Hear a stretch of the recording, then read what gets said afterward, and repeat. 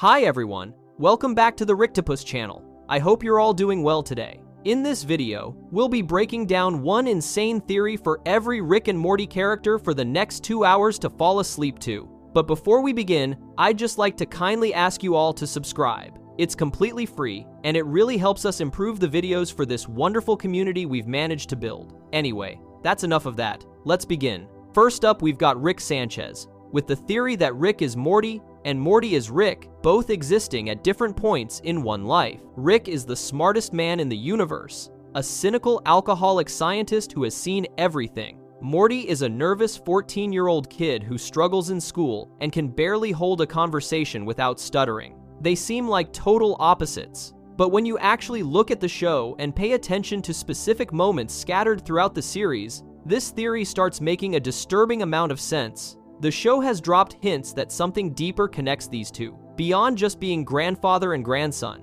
Start with the most obvious canonical fact that supports this theory. Rick and Morty takes place across infinite dimensions and infinite timelines. The show has established this over and over again. Rick can jump between dimensions where things played out differently. There are infinite versions of Rick and infinite versions of Morty. The Council of Ricks exists because there are so many Ricks across different realities. The Citadel houses thousands of Ricks and Mortys living together. This infinite multiverse setup means anything is technically possible. If there are infinite timelines, there could absolutely be timelines where the normal flow of cause and effect gets twisted into something weird. The show also confirmed that time travel exists in this universe. Rick has a box in his garage labeled time travel stuff that he specifically tells Morty to stay away from. In one episode, there are multiple versions of Rick and Morty running around because they messed with time. The show proved that going backward and forward in time is possible in this universe.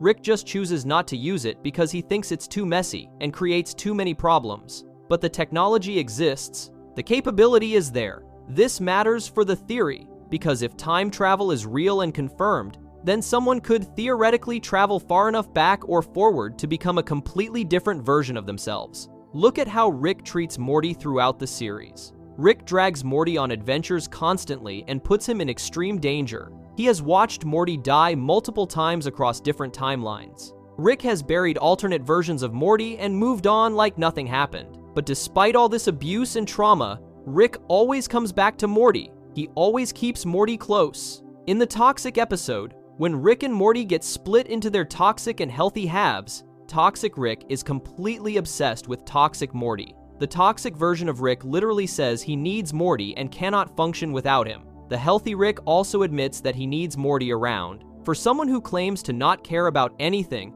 Rick sure seems dependent on having Morty specifically by his side. This dependency goes both ways in weird ways the show keeps highlighting. Morty has moments where he acts exactly like Rick. Evil Morty is the most obvious example. Evil Morty is a version of Morty who got tired of being abused by Rick and became cold, calculating, and ruthless. He manipulated an entire citadel of Ricks and Mortys. He killed countless people to achieve his goals. He showed intelligence and planning ability that matched or exceeded Rick's. The show proved that Morty has the capacity to become just like Rick under the right circumstances. Evil Morty even has the same dead eyes and emotionless expression that Rick usually wears. He stopped stuttering and became confident and direct in his speech, just like Rick. But Evil Morty is not the only example of Morty showing Rick-like qualities. In the Vindicators episode, Morty has to solve all of Rick's drunk traps and puzzles. He figures out every single one of them. Morty understood how Rick thinks well enough to predict his moves and outsmart his elaborate revenge scheme. In the Purge episode, Morty goes completely insane and starts killing people with the same manic energy that Rick shows during violence. Morty gets a taste of power and becomes addicted to it, laughing and enjoying the chaos just like Rick does. In the Vat of Acid episode, Morty uses Rick's device to redo moments over and over until he gets what he wants, and he becomes cruel and careless with people's lives in the process, treating them like they mean nothing, exactly how Rick treats people. The show keeps proving that Morty is way smarter than he appears. Morty does poorly in school, but he has survived hundreds of adventures across the universe. He has outsmarted aliens, governments, and cosmic entities. He has picked up enough knowledge from Rick to understand complex science and technology. In multiple episodes, Morty operates Rick's portal gun, flies Rick's ship, and uses Rick's weapons without much difficulty. He has absorbed all this information just from being around Rick. The show suggests that Morty's perceived stupidity might be more about his age and anxiety rather than actual lack of intelligence.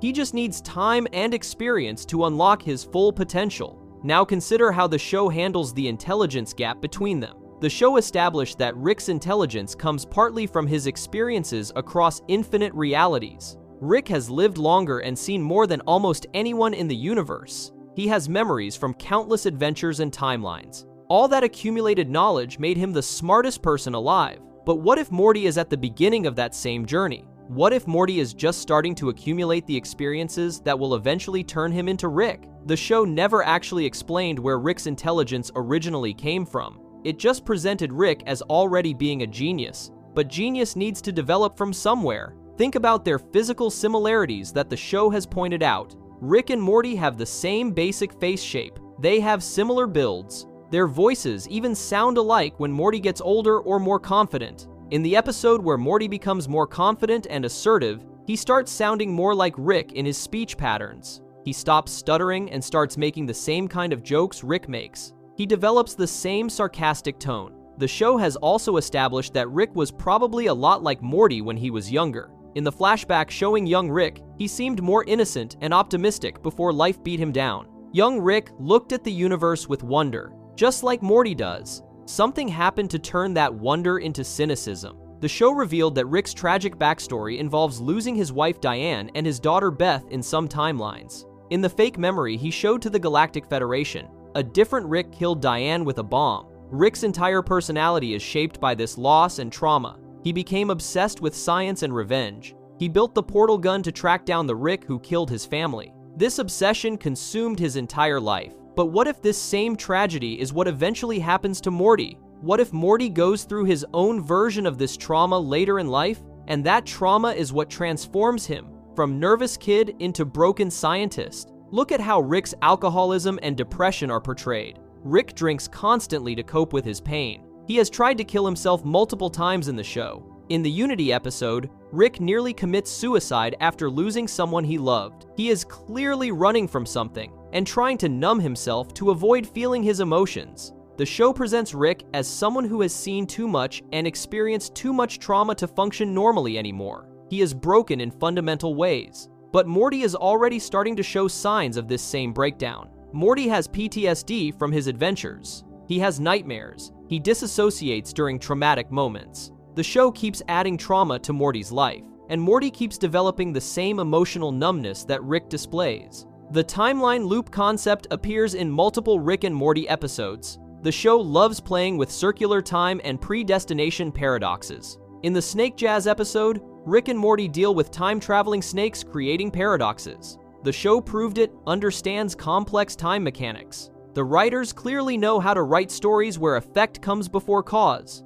where the end loops back to the beginning. A story where Morty eventually becomes Rick through time travel would fit perfectly with the kind of narratives the show already explores. Consider the specific moments where Rick seems to know Morty's future. Rick makes comments sometimes that suggest he knows what Morty will do before Morty does it. Rick predicts Morty's choices with suspicious accuracy. In some episodes, Rick seems to be guiding Morty towards specific outcomes, like he is following a script he already knows. Rick also gets weirdly emotional about Morty in unexpected moments, like he is seeing something in Morty that others cannot see. What if Rick is watching his own past play out through Morty? What if Rick remembers being Morty and knows exactly what Morty is going through because he already lived it? The Citadel episodes show that Rick and Morty are considered a fundamental pairing across infinite dimensions. The show established that Ricks need Morty specifically. The official explanation is that Morty's brainwaves hide Rick from detection because Morty is stupid and Rick is smart, so their brainwaves cancel out. But this explanation always felt thin.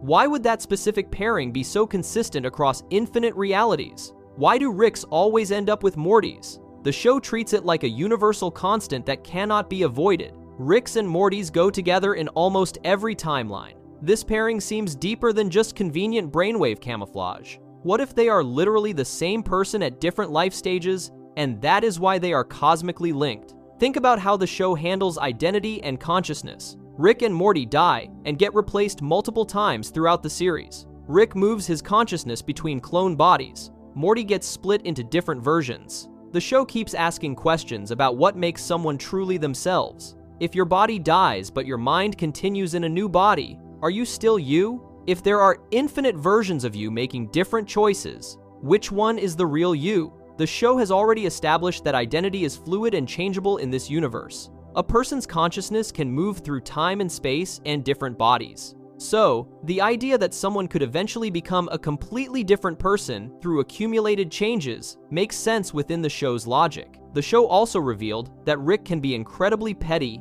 and self-destructive. Rick has done horrible things just to prove points or win arguments. He destroyed an entire miniverse just because he was angry. He created a universe inside a battery just to power his car. Rick operates on a level of selfishness and ego that seems almost inhuman. But what if this selfishness comes from knowing that nothing really matters because time is a loop? What if Rick knows that everything will reset eventually, so he stopped caring about consequences? Someone stuck in a time loop might develop exactly this kind of nihilistic attitude. Look at the specific science Rick uses. Rick built a portal gun that can travel between infinite dimensions. He built devices that can manipulate time, consciousness, and reality itself. But where did he learn to build these things? The show never explained how Rick acquired this knowledge. He just showed up already knowing how to do impossible things. Most scientists have to study and learn and build on the work of others. But Rick seems to have created his technology from scratch with no help.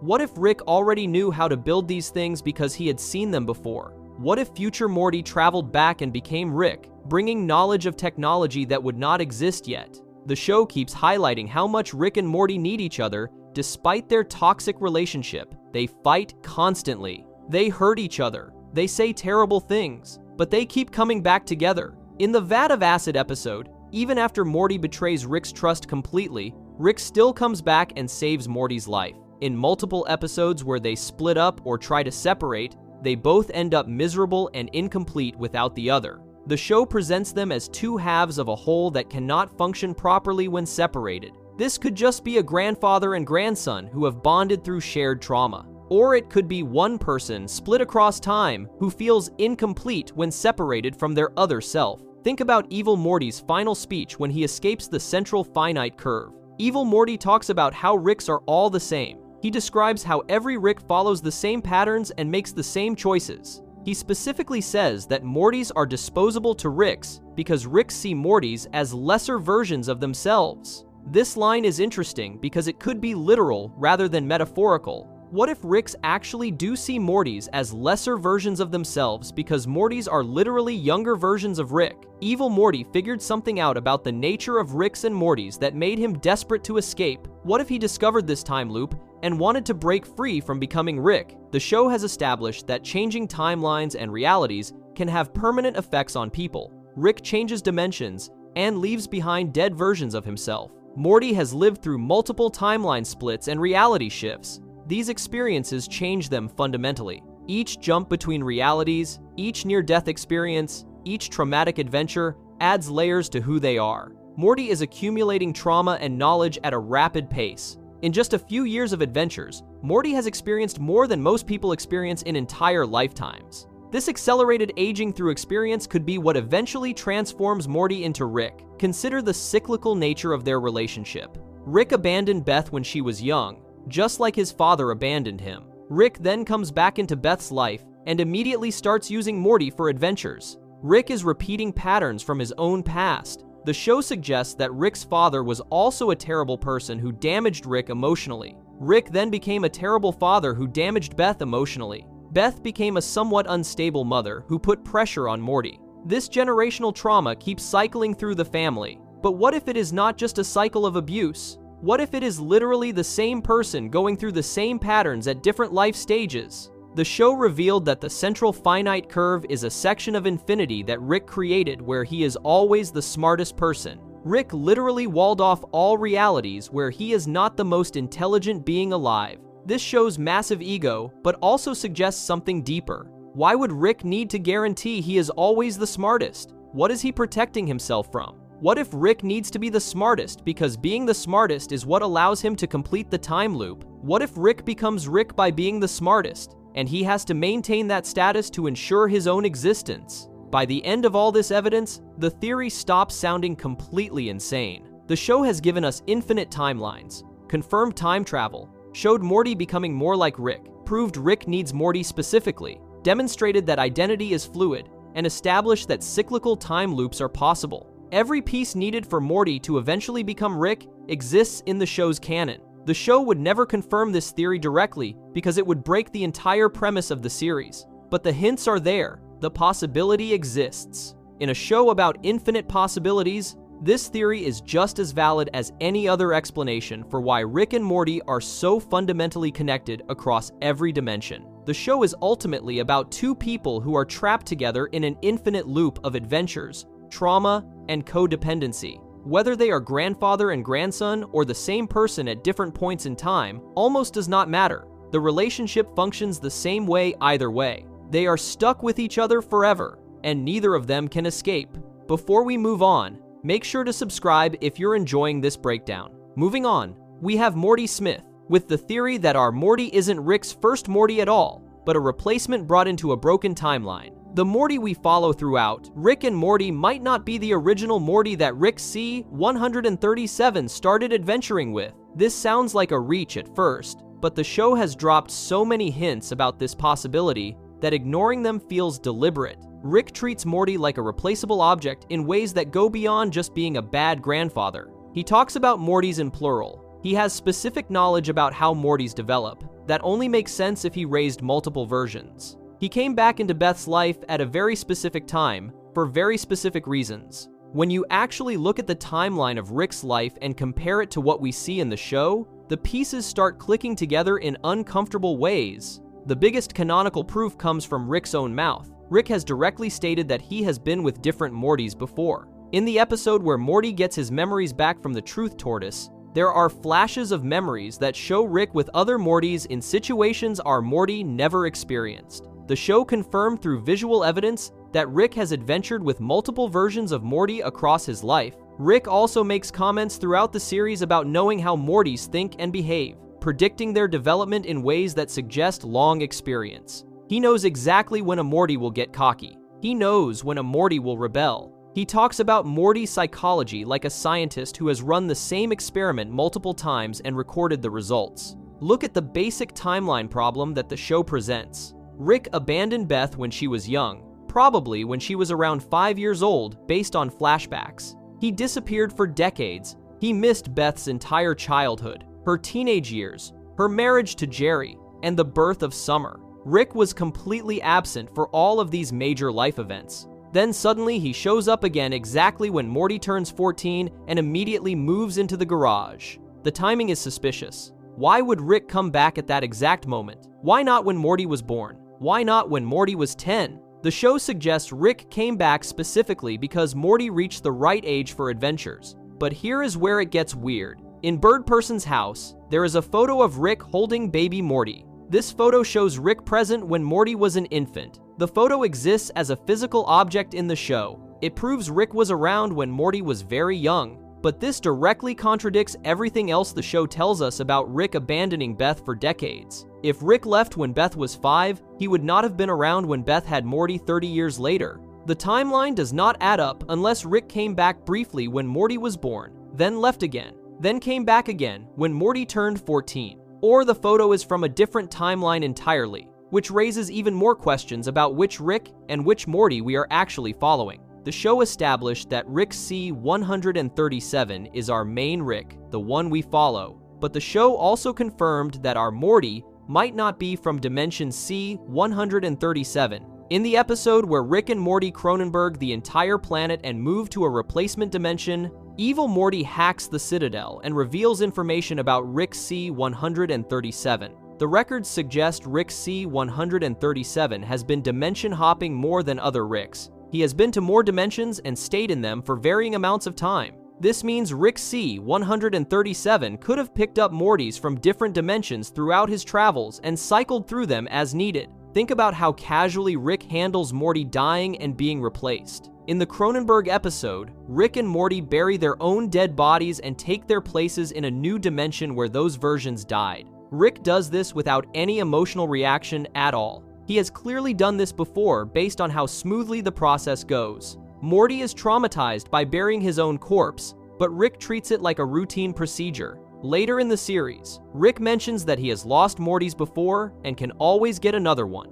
He says this directly to Morty's face. Rick talks about Morty's being disposable, the same way someone would talk about replacing a broken tool. The Citadel episodes revealed that Rick's and Morty's get paired together through an organized system. When a Rick loses his Morty, or a Morty loses his Rick, they get reassigned new partners. The show proved this assignment system exists and operates across infinite dimensions. Rick C-137 could have easily gone through the Citadel system to get replacement Mortys when his previous ones died, got too cocky, or became useless to him. The infrastructure for replacing Mortys is built into the show's universe. The Citadel exists specifically to manage the Rick and Morty pairing across infinite realities. Evil Morty is the most damning evidence that our Morty is a replacement. Evil Morty is a version of Morty who got tired of being Rick's sidekick and decided to take control of his own life. But Evil Morty has knowledge and skills that a regular Morty should not have. He understands Rick's technology at an expert level.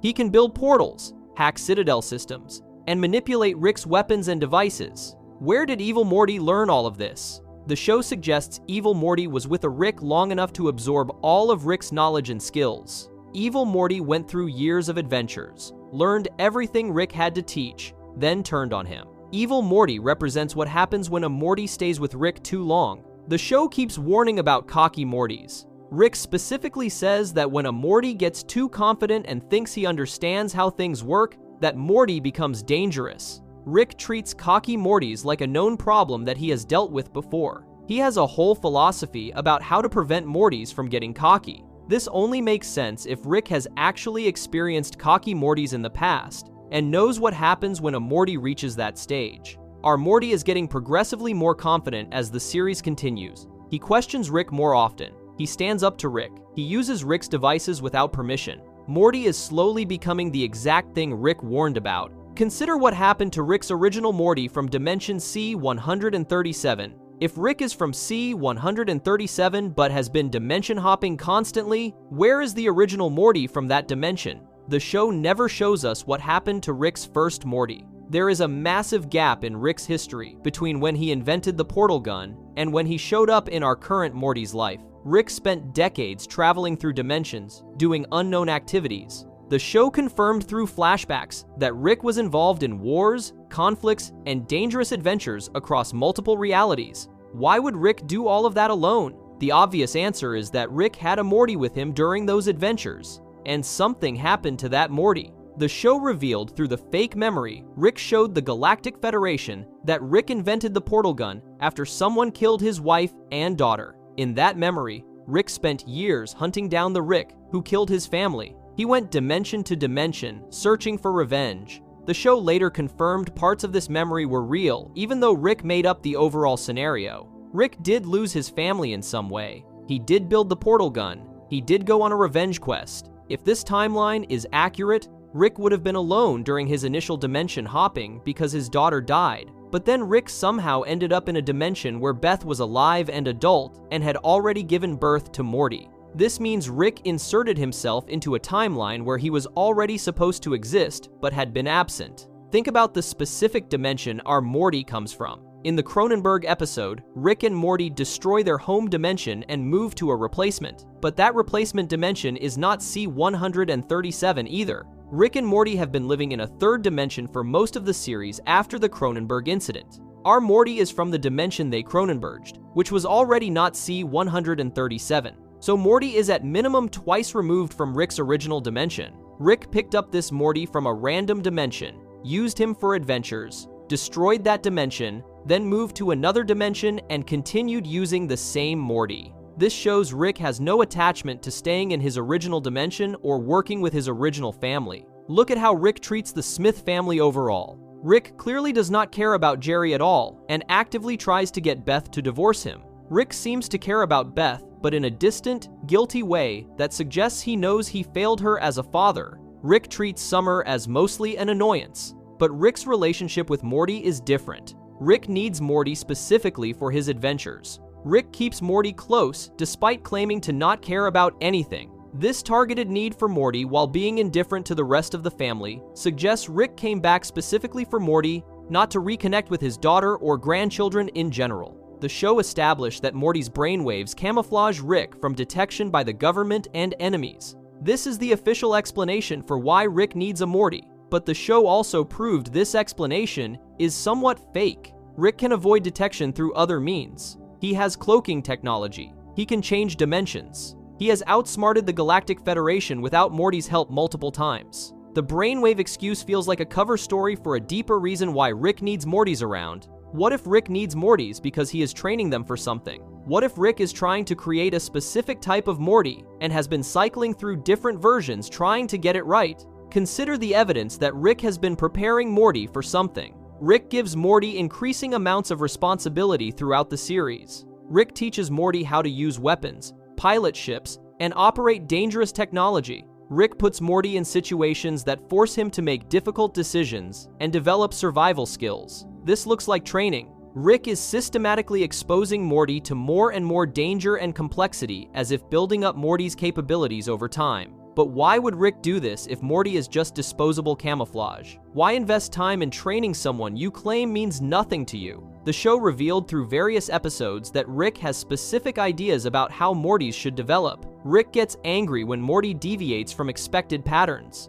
In the episode where Morty gets a dragon, Rick is furious not just because dragons are dangerous, but because Morty is supposed to stay in his lane and not pursue his own adventures. Rick has a very specific role mapped out for Morty, and when Morty steps outside that role, Rick treats it like a violation of their agreement. This suggests Rick has run this scenario before and knows how it is supposed to go. Think about the memories that get revealed throughout the show. Rick has memories of adventures and situations that our Morty never experienced. When Rick's memories leak out or get examined, there are snippets of events with a Morty-like figure that don't match our Morty's history. Some of these could be from other dimensions Rick visited, but others seem to be from Rick's personal timeline. The show hints that Rick has a much longer history with Mortys than just the few years he has been back in Beth's life. The way Rick talks about Mortys in general is very telling. Rick does not talk about Morty as a unique individual most of the time. Rick talks about Mortys as a category, as a type of being with predictable characteristics.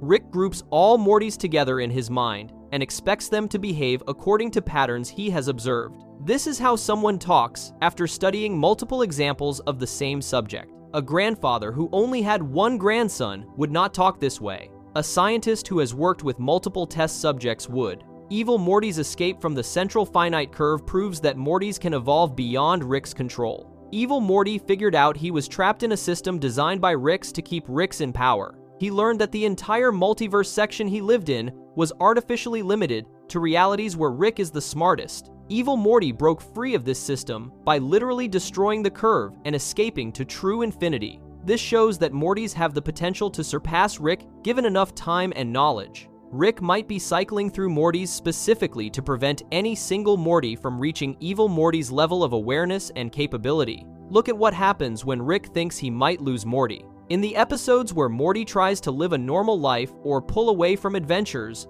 Rick goes out of his way to sabotage Morty's independence. Rick ruins Morty's relationships. Rick makes Morty's normal life impossible. Rick needs Morty dependent on him and isolated from other options. This is not how a grandfather acts with a grandson he supposedly does not care about. This is how someone acts when they need a specific person for a specific purpose and cannot afford to lose them before that purpose is fulfilled. The show confirmed through the President episodes that Rick has been active on Earth for a while before moving in with Beth. The President knows Rick personally and has worked with him on previous missions. This means Rick was already on Earth doing adventures and tasks before he showed up at Beth's house. What was Rick doing during this time? Why was he on Earth but not visiting his family? The timeline suggests Rick was scouting or preparing for something before finally deciding to move in with the Smiths. Maybe Rick was checking if this dimension's Morty was the right age and had the right characteristics before committing to staying.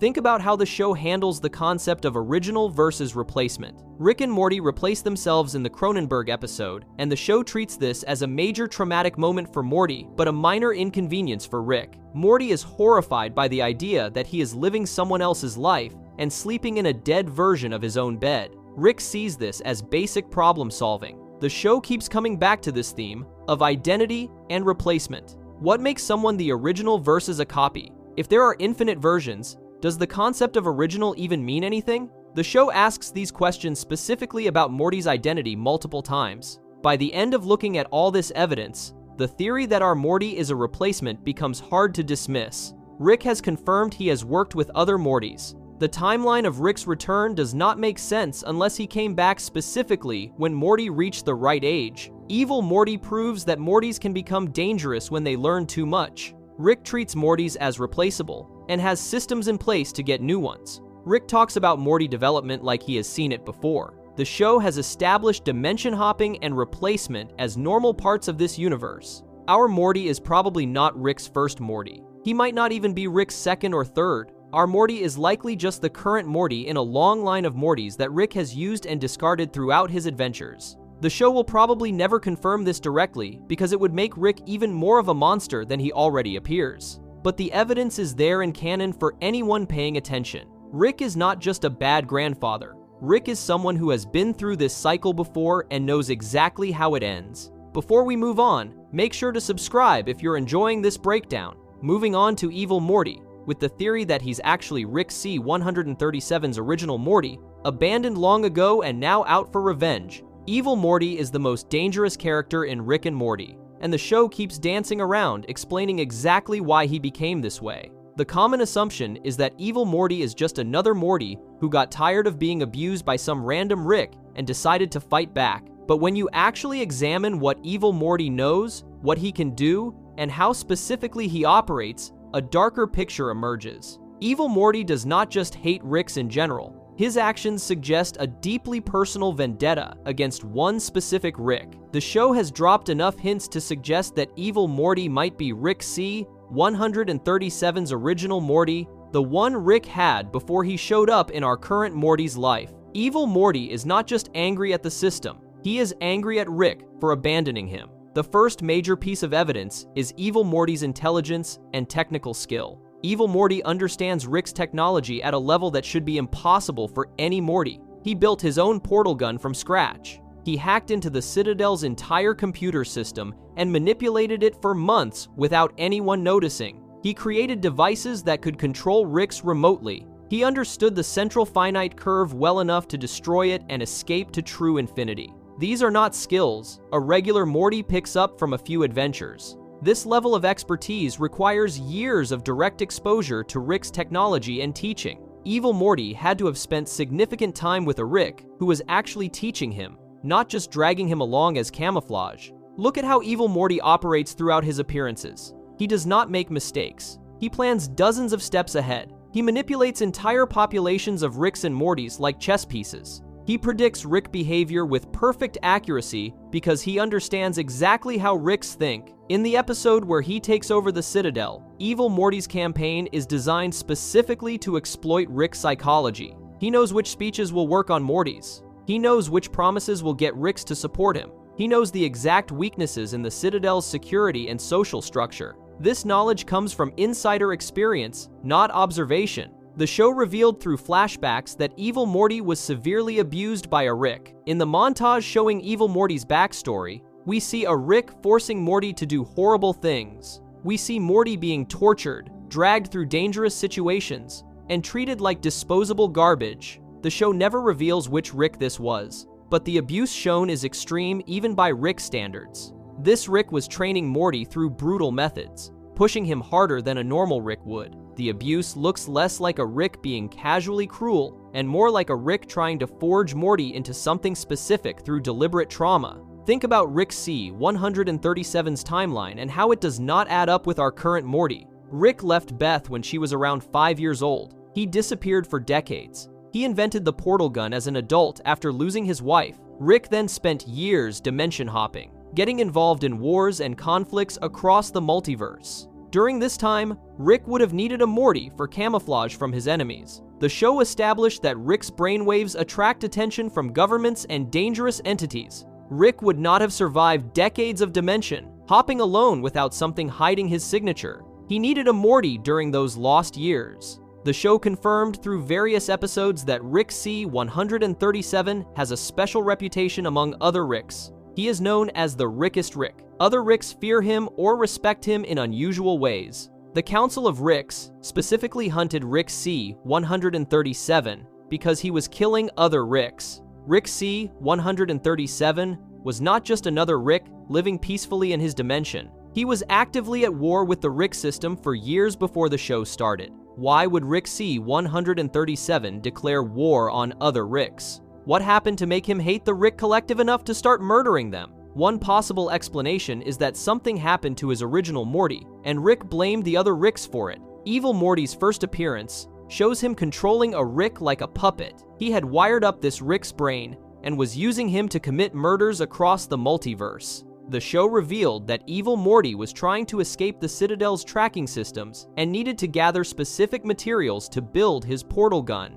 But Evil Morty's method of using a Rick as a meat shield is symbolic. He was literally making a Rick into his disposable tool, reversing the normal Rick and Morty dynamic. This feels personal. Evil Morty was not just escaping. He was making a statement about what Ricks did to Mortys by doing it back to a Rick. Consider what Evil Morty says during his big speech when he destroys the central finite curve. Evil Morty talks about how Ricks built an entire section of infinity where they are guaranteed to be the smartest beings alive. He describes how Ricks enslaved Mortys across infinite dimensions just to maintain Rick's supremacy. But Evil Morty's anger feels more specific than just philosophical opposition to the system. He talks about Ricks like someone who was personally betrayed by one. He describes the Rick and Morty relationship with intimate knowledge of how toxic it becomes. Evil Morty knows exactly how Ricks manipulate Mortys, because he lived through that manipulation himself. The eye patch Evil Morty wears is another clue. The show revealed the eye patch contains technology that hides Evil Morty's brainwaves and allows him to appear as a regular Morty. But why does Evil Morty need to hide his brainwaves? Regular Mortys do not need this technology. The show suggests Evil Morty's brain has been altered or developed beyond normal Morty parameters. His intelligence is so far above regular Morty levels that he registers as something different. This kind of brain development happens from years of exposure to Rick's adventures and knowledge. Evil Morty's brain evolved from spending massive amounts of time with a Rick who was actively training him. Look at how Evil Morty talks about adventures and portal travel. He is completely desensitized to the multiverse. He shows no wonder or fear when dealing with dimension hopping or cosmic threats. He treats the infinite multiverse like a known quantity that bores him. Our Morty still gets scared and overwhelmed by adventures regularly, even after years with Rick. But Evil Morty has the same exhausted, seen everything attitude that old Ricks have. This suggests Evil Morty has been adventuring across dimensions for far longer than our Morty has. Evil Morty has the perspective of someone who has been doing this for decades, not years. The show keeps emphasizing how rare it is for a Morty to become truly independent from Rick control. Most Mortys who try to rebel get killed or absorbed back into the system. The Citadel is specifically designed to prevent Mortys from gaining power or knowledge. But Evil Morty not only escaped Rick control, he infiltrated the highest levels of Rick's society and destroyed their entire power structure. He succeeded where thousands of other Mortys failed. This level of success suggests Evil Morty had advantages other Mortys did not have. He had insider knowledge. He knew Rick's systems from the top because he learned from one of the most dangerous Ricks in existence. Think about Rick C-137's relationship with our current Morty compared to how he might have treated a previous Morty. Rick C-137 is clearly holding back with our Morty in subtle ways. He gets emotionally attached despite claiming not to care. He saves Morty when he could easily let him die and get a replacement. He shows guilt about the trauma he causes Morty. This behavior suggests Rick learned these boundaries from past mistakes. What if Rick C-137 did not hold back with his first Morty? What if Rick pushed his original Morty too hard, trained him too intensely, and created exactly the kind of cocky Morty that Rick keeps warning about? The show established that Rick has specific fears about Mortys becoming too capable. Rick warns repeatedly about what happens when a Morty gets confident and thinks he can operate without Rick. Rick treats this scenario like a nightmare he wants to avoid at all costs. But Rick's fear seems to come from experience rather than theory. Rick knows what a fully trained, completely capable Morty can do because he has seen it happen. Rick created Evil Morty by pushing a Morty past the breaking point, and now Rick is terrified of repeating that mistake with our Morty. Evil Morty's goals reveal something important about his psychology.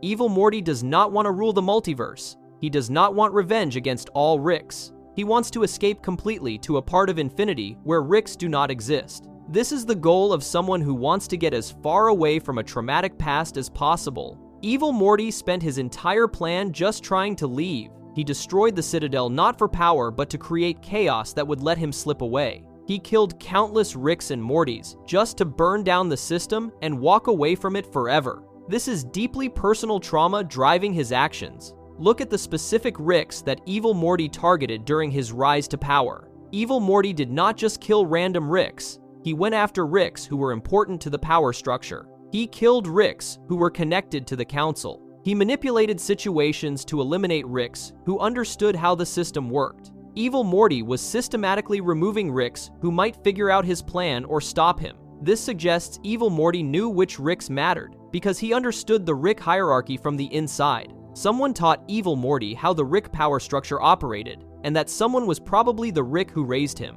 The show revealed that the central finite curve was created by multiple Ricks working together. But Rick C-137's involvement in creating the curve is never made clear. Some scenes suggest Rick C-137 might have been one of the Ricks who built it. Other scenes suggest he was opposed to it. If Rick C-137 helped create the curve early in his dimension-hopping career, he would have done it at a time when he had his first Morty with him. Evil Morty's detailed knowledge of how the curve works could come from being present when Rick C-137 was involved in its creation. Consider the emotional weight behind Evil Morty's actions. Evil Morty does not enjoy his violence or manipulation. He takes no pleasure in outsmarting Ricks or killing them. He moves through his plans with mechanical efficiency, like someone completing a necessary task they hate. In his final speech, Evil Morty sounds exhausted and hurt rather than triumphant. He talks about Ricks ruining Mortys with the bitterness of someone speaking from personal experience. Evil Morty is not a psychopath who loves chaos. He is a traumatized person who suffered extreme abuse and developed the skills to escape it. The show has been very careful about never showing Evil Morty and Rick Cone, 137 inches, the same room, having a direct conversation. Every time they have been near each other, there are other Ricks and Mortys present, or communication happens through screens and intermediaries. The show avoids putting these two characters face to face in a meaningful way. This absence feels deliberate. If Evil Morty is just a random Morty that Rick C-137 never met before, why not have them interact directly? The avoidance suggests history between them that the show is not ready to reveal. Think about what it would mean emotionally if Evil Morty is Rick C-137's original Morty. It would mean Rick spent years training a Morty, teaching him everything, making him into a capable adventurer. Then something happened. Maybe Rick abandoned him when he got too cocky. Maybe Rick left him behind in a dangerous situation. Maybe Rick simply got bored and moved on to a new dimension with a fresh Morty who was easier to control. Whatever happened, it broke Evil Morty completely. It took someone who trusted Rick and turned them into Rick's greatest enemy. The show keeps emphasizing that Rick C-137 is different from other Ricks in meaningful ways. He cares more than other Ricks, even though he pretends not to. He feels guilt more deeply. He forms attachments despite knowing better. Other Ricks comment on this throughout the series. They notice Rick C-137 is softer in subtle ways. What if Rick C-137 developed this emotional awareness because of what happened with Evil Morty? What if Rick learned to care about Mortys only after losing one permanently and realizing what he had destroyed? Look at Rick's reaction when Evil Morty escapes at the end. Rick does not chase him. Rick does not even try to stop him. Rick watches Evil Morty destroy the curve and leave, and Rick just accepts it. Rick looks tired and resigned rather than angry or defeated. For someone who never gives up and always has a backup plan, Rick's complete surrender in this moment is strange. Unless Rick knew this was coming. Unless Rick felt like Evil Morty earned his escape. Unless Rick was letting his original Morty go free as a final act of respect or apology for what he did years ago. Evil Morty's entire character arc is about a Morty who learned everything Rick had to teach, got betrayed or abandoned, and then used that knowledge to destroy Rick's entire system. This is not a random Morty who got lucky. This is someone with decades of training, insider knowledge, and personal motivation. The show has given us all the pieces to connect evil Morty to Rick C-137 as his original abandoned Morty. The timeline fits, the skill level fits, the psychology fits. The show just refuses to confirm it directly, because confirming it would force Rick to confront his greatest failure. Rick created his own perfect enemy by being the worst possible version of himself to a Morty who deserved better. Evil Morty is not evil. Evil Morty is the logical result of what happens when Rick pushes a Morty too far and then throws him away. Evil Morty is Rick's original sin walking around the multiverse, reminding Rick what he is capable of destroying. The theory is not just possible given the canonical evidence. The theory is the only explanation that makes sense of who Evil Morty is and why he does what he does. Before we move on, make sure to subscribe if you're enjoying this breakdown. Next up, we have Summer Smith with the theory that she's secretly the most powerful Sanchez in the entire multiverse. Summer Smith gets dismissed constantly as the unimportant grandchild. She is the one Rick did not come back for. She is the normal teenage girl who cares about boys and social status while Morty gets dragged on cosmic adventures. The show wants you to think Summer is the sidekick to the sidekick, the extra family member who tags along sometimes but does not really matter. But when you actually watch what Summer does across the series, a very different picture emerges. Summer might be the most naturally powerful member of the Sanchez family, not the smartest, not the most experienced, but the most dangerous when you account for potential, adaptability, and complete lack of psychological barriers that limit everyone else. Start with the most obvious canonical fact that everyone overlooks. Summer is Beth's daughter, which means Summer has the exact same genetic connection to Rick that Morty has. The show confirmed that Rick's intelligence is partly genetic. Beth is smart enough to be a successful surgeon. She could have been a real surgeon instead of a horse surgeon if she had pursued it. Beth got Rick's intelligence genes and passed them to both her children. But Summer got something extra that Morty did not get. Summer got Beth's confidence and emotional stability. Morty inherited Jerry's anxiety and self-doubt. Summer inherited Beth's aggressive competence and willingness to take what she wants. The show proved Summer's intelligence multiple times, but in subtle ways that get ignored because Morty is supposed to be the dumb one. In the episode where Rick and Morty abandon the family and Summer forces them to come back, Summer tracks them across dimensions. She figures out how to use Rick's technology with minimal instruction. She operates the portal gun well enough to chase Rick through multiple realities. She does this after watching Rick use it maybe a handful of times. Morty needed months of adventures before he could reliably operate a portal gun, but Summer picked it up almost immediately when motivated. The show demonstrated that Summer has the same natural aptitude for Rick's technology that Rick himself has.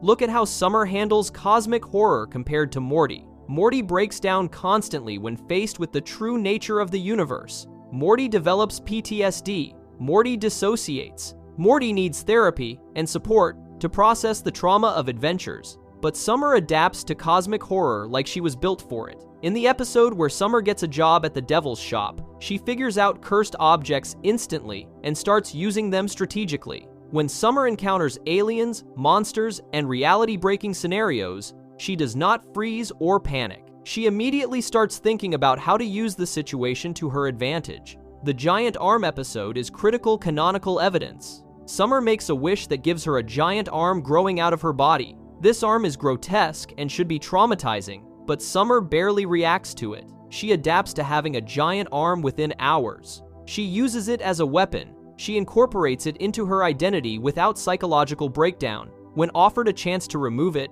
Summer refuses because she has already accepted this new reality. The show proved Summer can integrate cosmic changes into her sense of self faster than anyone else in the family. She does not fight against weird transformations. She embraces them and moves forward. Think about Summer's relationship with Rick compared to Morty's relationship with Rick. Rick drags Morty on adventures because he needs Morty for camouflage and control. Rick keeps Morty dependent and anxious. But Rick treats Summer completely differently. Rick does not need Summer for anything, which means when Rick brings Summer on adventures, he is choosing to include her. Rick respects Summer in ways he does not respect Morty. Rick listens when Summer calls him out on his behavior. Rick changes plans when Summer objects. Rick has shown multiple times that Summer's opinion actually matters to him while Morty's complaints get ignored. The show revealed this respect most clearly in the episode where the family goes to therapy. During the therapy session, Rick saves Summer from the mythologue, but leaves the rest of the family to die.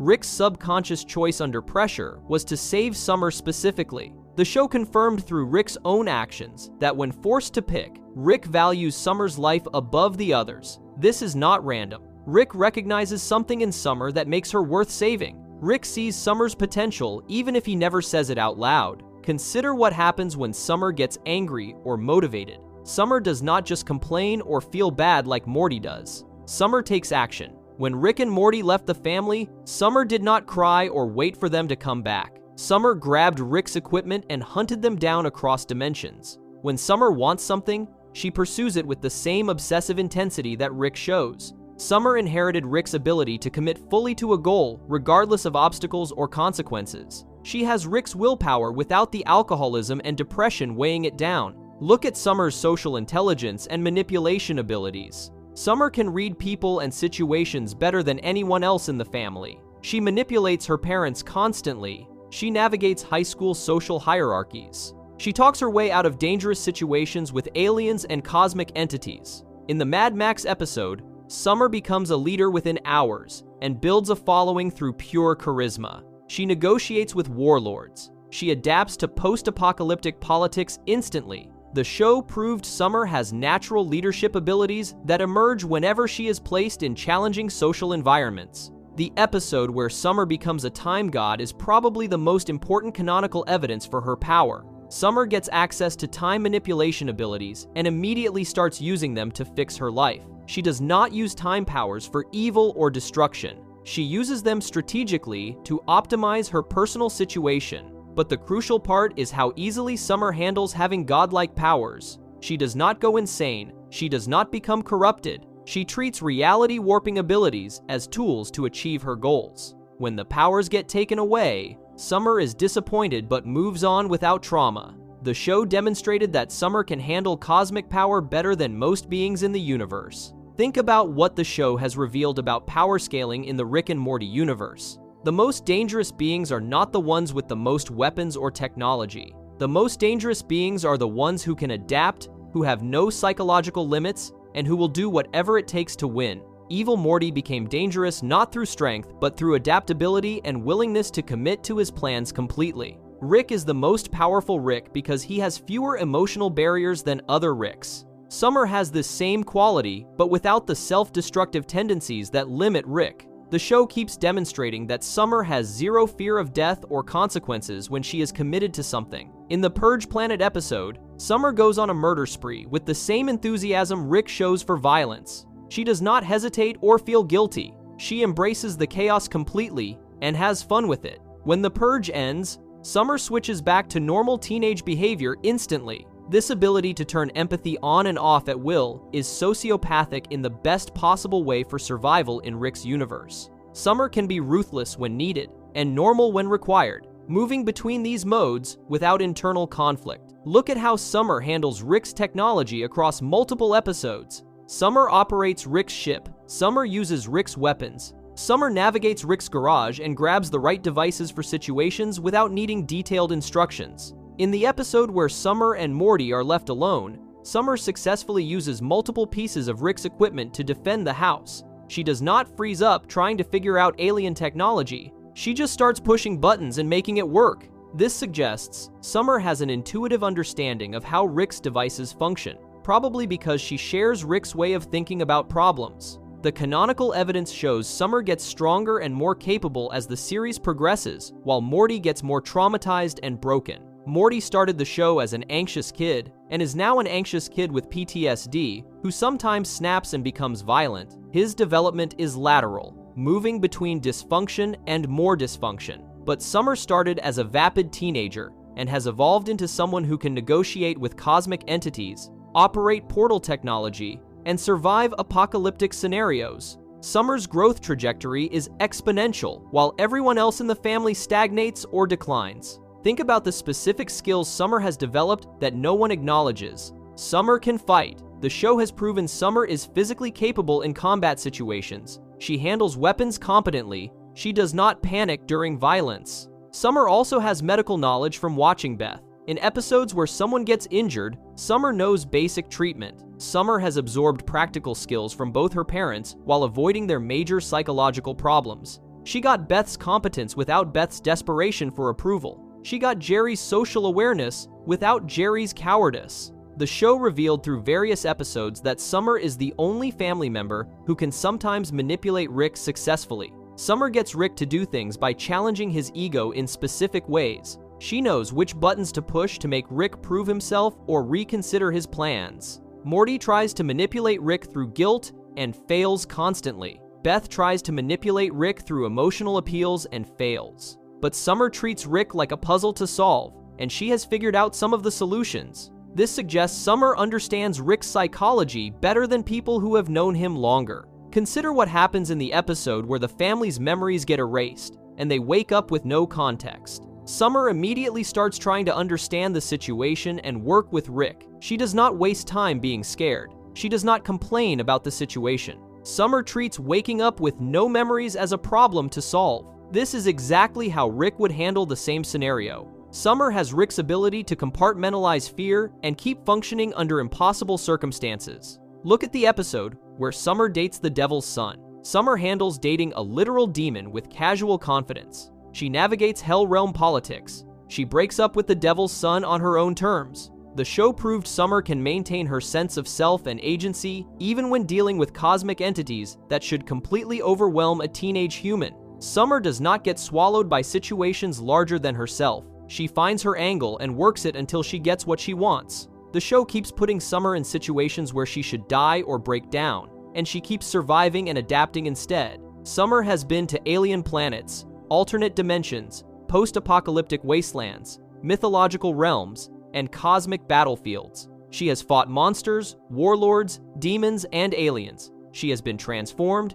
injured, traumatized, and abandoned, and Summer keeps coming back stronger. The show has proven through repeated examples that Summer has survivor capabilities that exceed normal humans and possibly exceed most beings in the multiverse. Think about what makes someone powerful in Rick and Morty's multiverse. Raw intelligence helps but is not enough. Rick is the smartest man alive and is still miserable and self-destructive. Technology helps, but anyone can steal or copy technology. Evil Morty proved this. What actually makes someone powerful is the combination of intelligence, adaptability, ruthlessness, and psychological resilience. Summer has all four of these qualities in abundance. She is smart enough to understand complex situations. She adapts faster than anyone except Rick. She can be ruthless when necessary, and she has almost no psychological baggage limiting her actions. The show has established that Summer wants almost nothing from Rick. She does not need his approval. She does not want to be his favorite.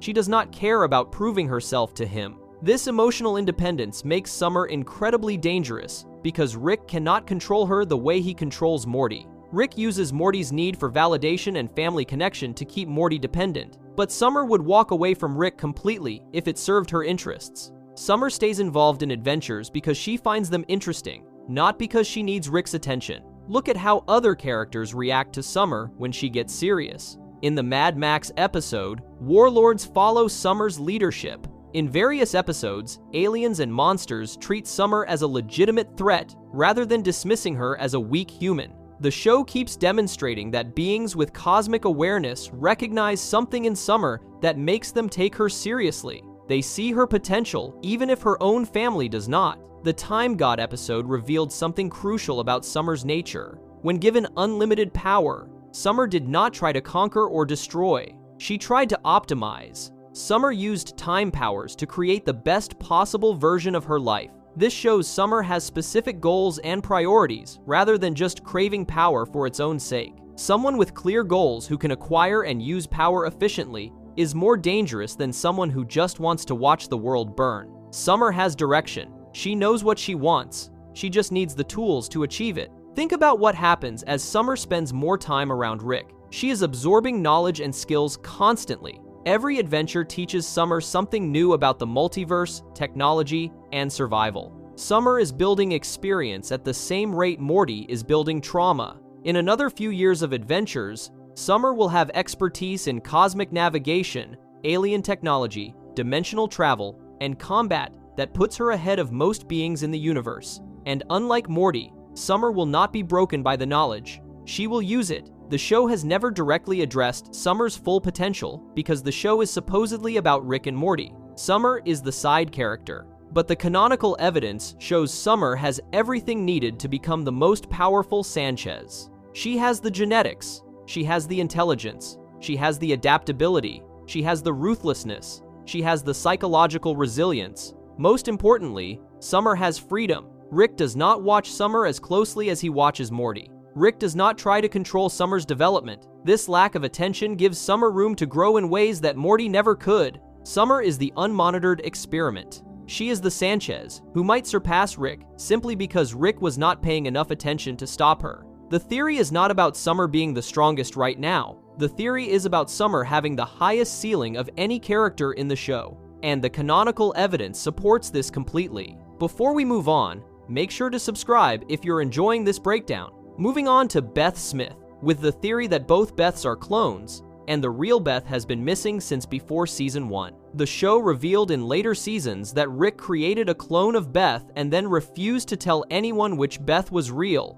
Space Beth and Domestic Beth both exist simultaneously, both believing they might be the original. Rick claims he does not remember which one he kept and which one he sent to space. The show presents this as a recent development, something that happened during the series timeline. But when you actually look at Rick's history with Beth, his capabilities with cloning technology, and the timeline inconsistencies throughout the show, a more disturbing possibility emerges. What if Rick cloned Beth years before the show started? What if both Beths we see in the series are clones, and the real original Beth has been missing since before Rick moved back into the house? Start with the most basic timeline problem that the show keeps dancing around. Rick abandoned Beth when she was around 5 years old. He disappeared completely for decades. The show confirmed through multiple episodes that Rick was gone for most of Beth's childhood, her teenage years, her 20s, and into her 30s. Rick missed everything. He was not there when Beth graduated high school. He was not there when Beth met Jerry.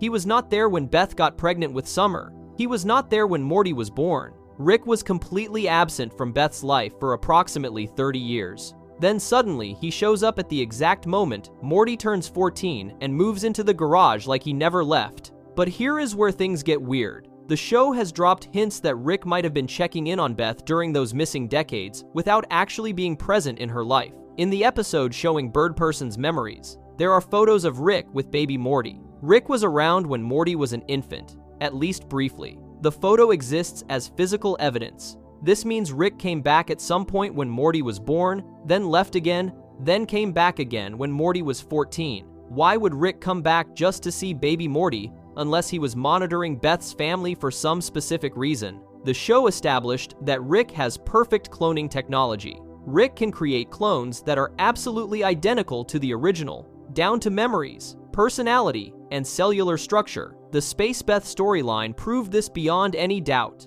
Rick made a Beth clone so perfect that even Beth herself cannot tell which version is real. Both Beths have identical memories. Both Beths have the same personality. Both Beths believe they are the original with equal conviction. The technology exists, and Rick has mastered it completely. This is canonical fact. Now think about what the show revealed about young Beth. In the Fruppyland episode, Rick created an entire pocket dimension because Beth was a disturbed child who killed animals and scared her parents. Young Beth was showing psychopathic tendencies. She had no empathy for living things. She enjoyed violence and control. Rick's solution was to give her Fruppyland, a place where she could act out her violent fantasies without hurting real creatures. But the show also revealed that Beth trapped Tommy in Fruppyland and left him there for years. Young Beth was capable of extreme cruelty even as a small child. The show never explained what happened to change Beth from a psychopathic child into a mostly functional adult.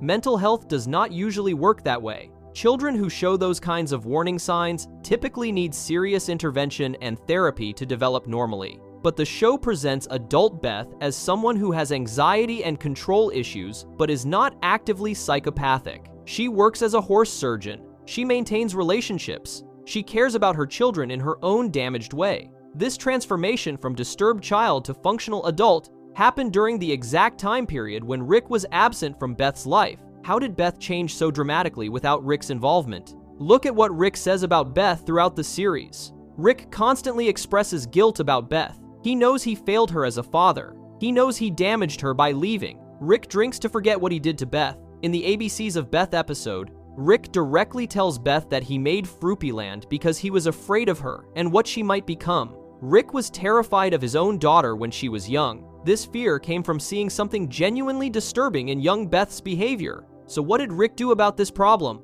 The show proved that Rick's solution to difficult problems is usually to use technology rather than emotional work. Rick does not do therapy. Rick does not process feelings. Rick builds devices and manipulates reality to avoid dealing with human problems directly. When faced with a daughter who was showing dangerous psychological tendencies, Rick would not have sent her to therapy. Rick would have looked for a technological solution. Cloning would be the perfect answer. Create a new Beth without the psychological problems. Replace the disturbed original with a stable copy. Think about the specific timing of when Rick left Beth's life. Rick disappeared when Beth was around 5 years old, right around the time the Fruppyland incident would have happened based on flashbacks. Rick left immediately after creating Fruppyland for Beth. The show presents this as Rick abandoning his family because he was a bad father. But what if Rick left because he had done something unforgivable? What if Rick cloned Beth, disposed of the original somehow, and then ran away because he could not face what he had done? The show established that Rick can manipulate memories perfectly.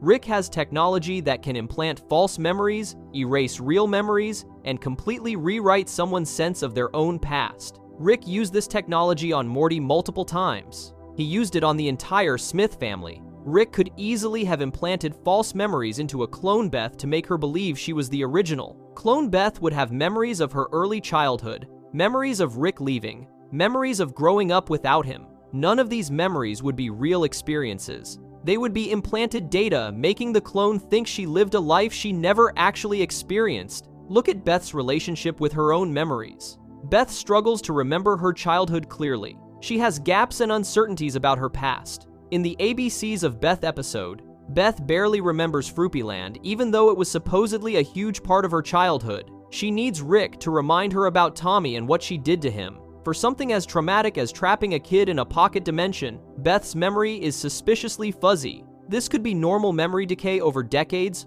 or it could be evidence that Beth's memories are not entirely real. Implanted memories often have a quality of vagueness or uncertainty because they are constructed rather than experienced. The show revealed that Rick has been monitoring Earth and the Smith family for years, even when he was supposedly absent. Rick knows about events in Beth's life that he should not know about if he was truly gone. Rick references things from Beth's past that he was not present for. Rick has information about Jerry, about Summer's birth, about family dynamics that developed while he was missing. This knowledge suggests Rick was watching from a distance, tracking Beth's development even while staying away physically. Why would Rick monitor Beth so carefully, unless he was checking to make sure his clone replacement was functioning properly? Consider what the show told us about the central finite curve. Rick built or helped build a section of infinity where Rick is always the smartest being in every reality. Rick has access to infinite dimensions. He can jump between realities where events played out differently.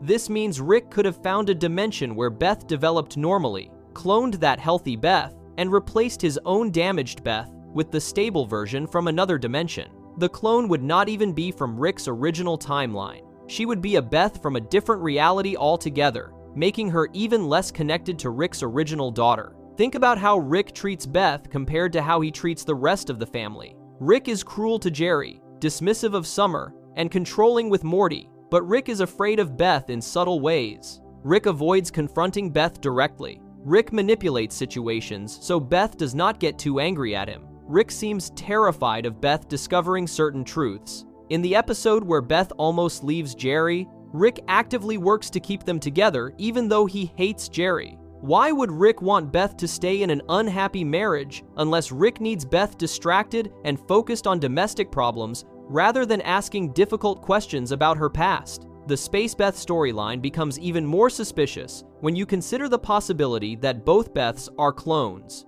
Rick tells Beth he will make her a clone so she can have both the adventure life and the domestic life. Rick does the procedure. Then Rick claims he cannot remember which Beth he kept on Earth and which Beth he sent to space. This claim is absurd on its face. Rick remembers everything. Rick has perfect recall enhanced by technology. Rick has been shown to remember specific details from decades ago across multiple dimensions. The idea that Rick suddenly developed amnesia about which Beth went where is obviously a lie. But what if Rick is lying because the truth is worse? What if Rick made 2 new clones of Beth and sent them both out into the world, one to space and one to stay home? The original Beth, the one Rick cloned years ago before the show started, is somewhere else entirely. Maybe she is dead. Maybe she is locked away in a pocket dimension like Fruipyland. Maybe she is alive somewhere, living her own life with no knowledge of Rick or the Smith family. Rick cannot tell current Beth which one is real because neither of them is real. They are both copies of a copy, multiple generations removed from the original Beth,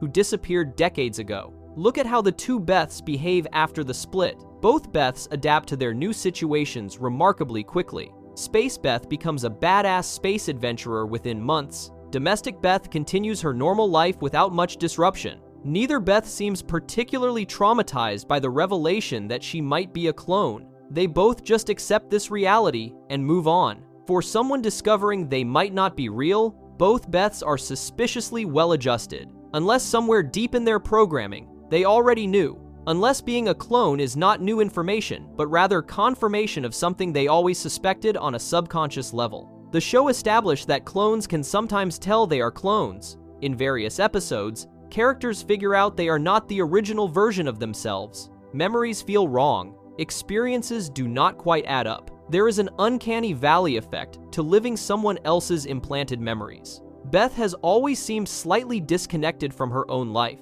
She goes through the motions of being a mother and wife, but never quite seems present. She drinks to cope with a sadness she cannot name. She fantasizes about escaping her life, but never actually leaves. This dissociation could be depression and trauma from growing up without Rick, or it could be the psychological effect of being a clone, living borrowed memories. Think about what happened to the original Beth if this theory is true. The show revealed through the Fruipyland episode that young Beth was genuinely dangerous. She killed animals. She showed no remorse. She trapped Tommy and forgot about him, leaving him to suffer for years. A child like that, left to develop without intervention, could become a serial killer or worse. Rick saw this potential in his daughter and panicked. Rick could not fix Beth through normal parenting because Rick does not know how to parent. So Rick did what he always does. He found a shortcut. The show has established that Rick will do absolutely anything to avoid emotional pain. Rick will destroy entire civilizations to avoid feeling sad.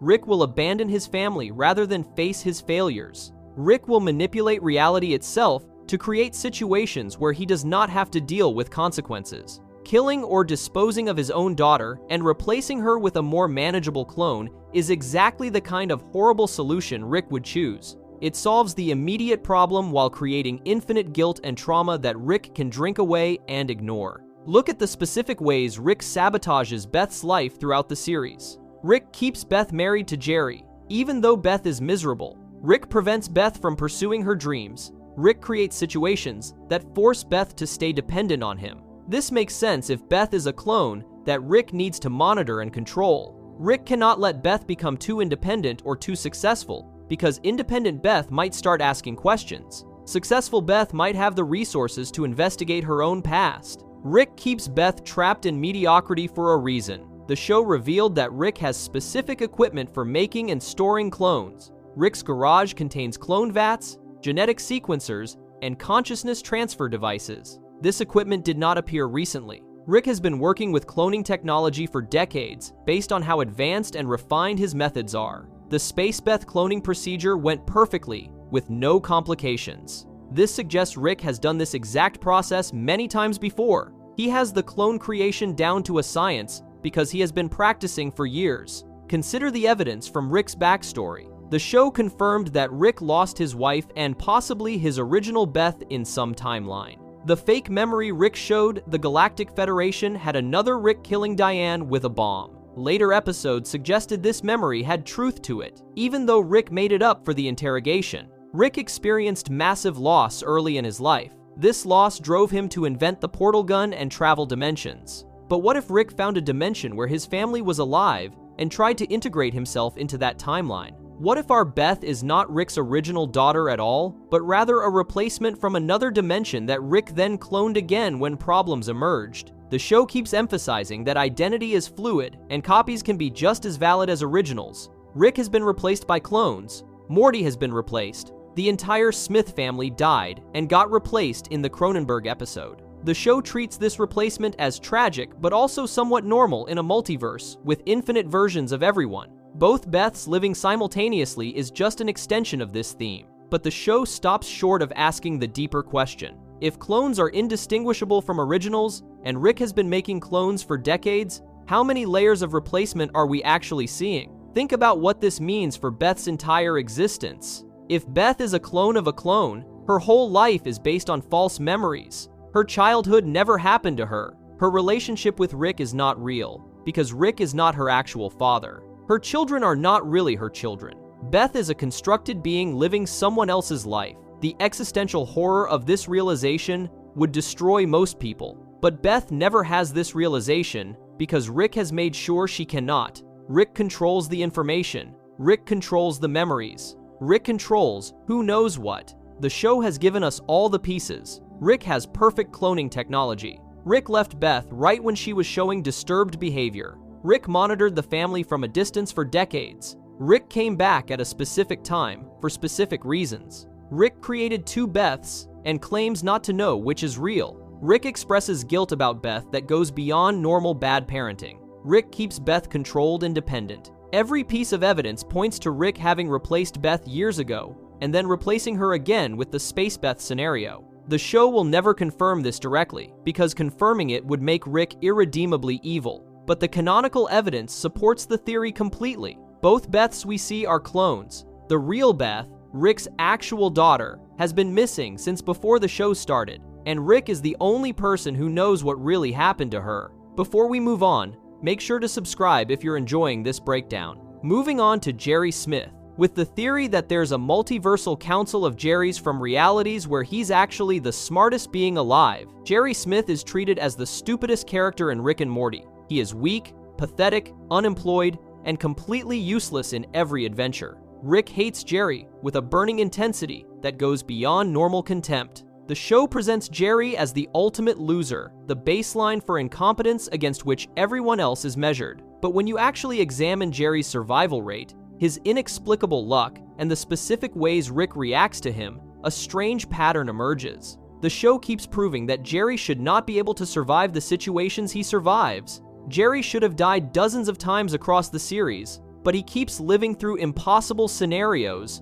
What if Jerry's survival is not luck? What if Jerry is being protected by a multiversal organization that Rick knows about and fears? Start with the most important canonical fact about the Rick and Morty multiverse. Rick created the central finite curve, a walled-off section of infinity containing only realities where Rick Sanchez is the smartest being alive. This proves that intelligence-based reality selection is possible, and that Ricks actively manipulate the multiverse to maintain their dominance. The central finite curve exists because Ricks fear realities where they are not the smartest. Rick literally built a barrier to keep himself away from dimensions where beings smarter than him exist. This establishes precedent for organizing the multiverse around intelligence hierarchies. But here is the crucial question the show never directly answers. If there are infinite dimensions, and Rick walled off only the ones where he is the smartest, what exists in the realities outside the curve? The show confirmed through Evil Morty's escape that true infinity exists beyond the central finite curve. There are infinite realities, where Rick is not the smartest being. The show never explores what those realities look like, or who the smartest beings are in those dimensions. This is a massive gap in the show's world building that feels deliberate. Now, consider what the show revealed about Doofus Rick. Doofus Rick comes from a dimension where Rick is not particularly intelligent compared to other people in his reality. The other Ricks mock Doofus Rick constantly for being the dumbest Rick, but Doofus Rick still gets invited to the Citadel. He still has access to portal technology. He still functions as a Rick, even though he is significantly less intelligent than other Ricks. The show proved that variations in baseline intelligence exist across dimensions, and that these variations can be extreme. If Rick's intelligence can vary from genius to merely above average, then every other character's intelligence must also vary across the infinite multiverse. Think about what this means for Jerry specifically. In our main timeline, Jerry is portrayed as unintelligent, weak, and ineffective, but the show has demonstrated that Jerry's competence level fluctuates wildly, depending on the situation and dimension. In the episode where Jerry gets hired by the alien marketing agency, Jerry becomes incredibly successful almost overnight. He thrives in that environment. He shows creativity, strategic thinking, and social intelligence that completely contradict his usual incompetence. The aliens value Jerry's perspective specifically because he thinks differently than they do. Jerry's supposed stupidity becomes an asset when removed from Rick's influence. The show keeps proving that Jerry performs better when Rick is not around. When Rick is absent, Jerry gets jobs, maintains relationships, and solves problems. When Rick is present, Jerry becomes pathetic and useless. This pattern suggests Jerry's incompetence might be environmental rather than inherent. Rick's presence somehow diminishes Jerry's capabilities. This could be psychological, with Jerry's confidence collapsing around someone who constantly mocks him.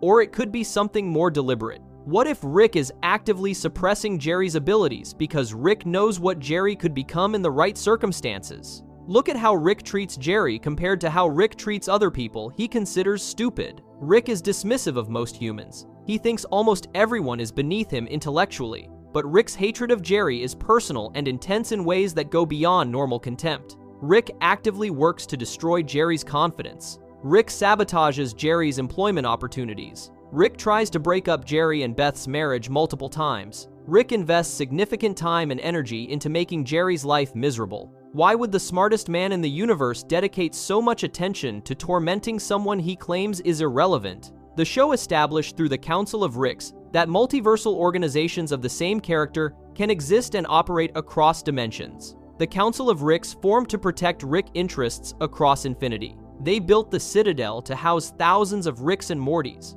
They created infrastructure, laws, and systems to manage Rick-related problems across multiple realities. This proves that characters in Rick and Morty can organize multiversally and work together across dimensions. If Ricks can form a council, any other character could potentially form a similar organization. Think about the mechanics of the central finite curve and what it implies about other potential barriers. Rick walled off realities, where he is always the smartest being. This barrier protects Rick from encountering beings more intelligent than himself. But if you can create a barrier to keep smart beings out, you can also create a barrier to keep stupid beings in. What if there is a complementary curve somewhere in the multiverse? A section of infinity where Jerry Smith is always the smartest being alive. These dimensions would be the inverse of the central finite curve. Instead of containing all the genius Ricks, they would contain all the genius Jerrys. The show has demonstrated that Jerry has inexplicable luck that defies probability.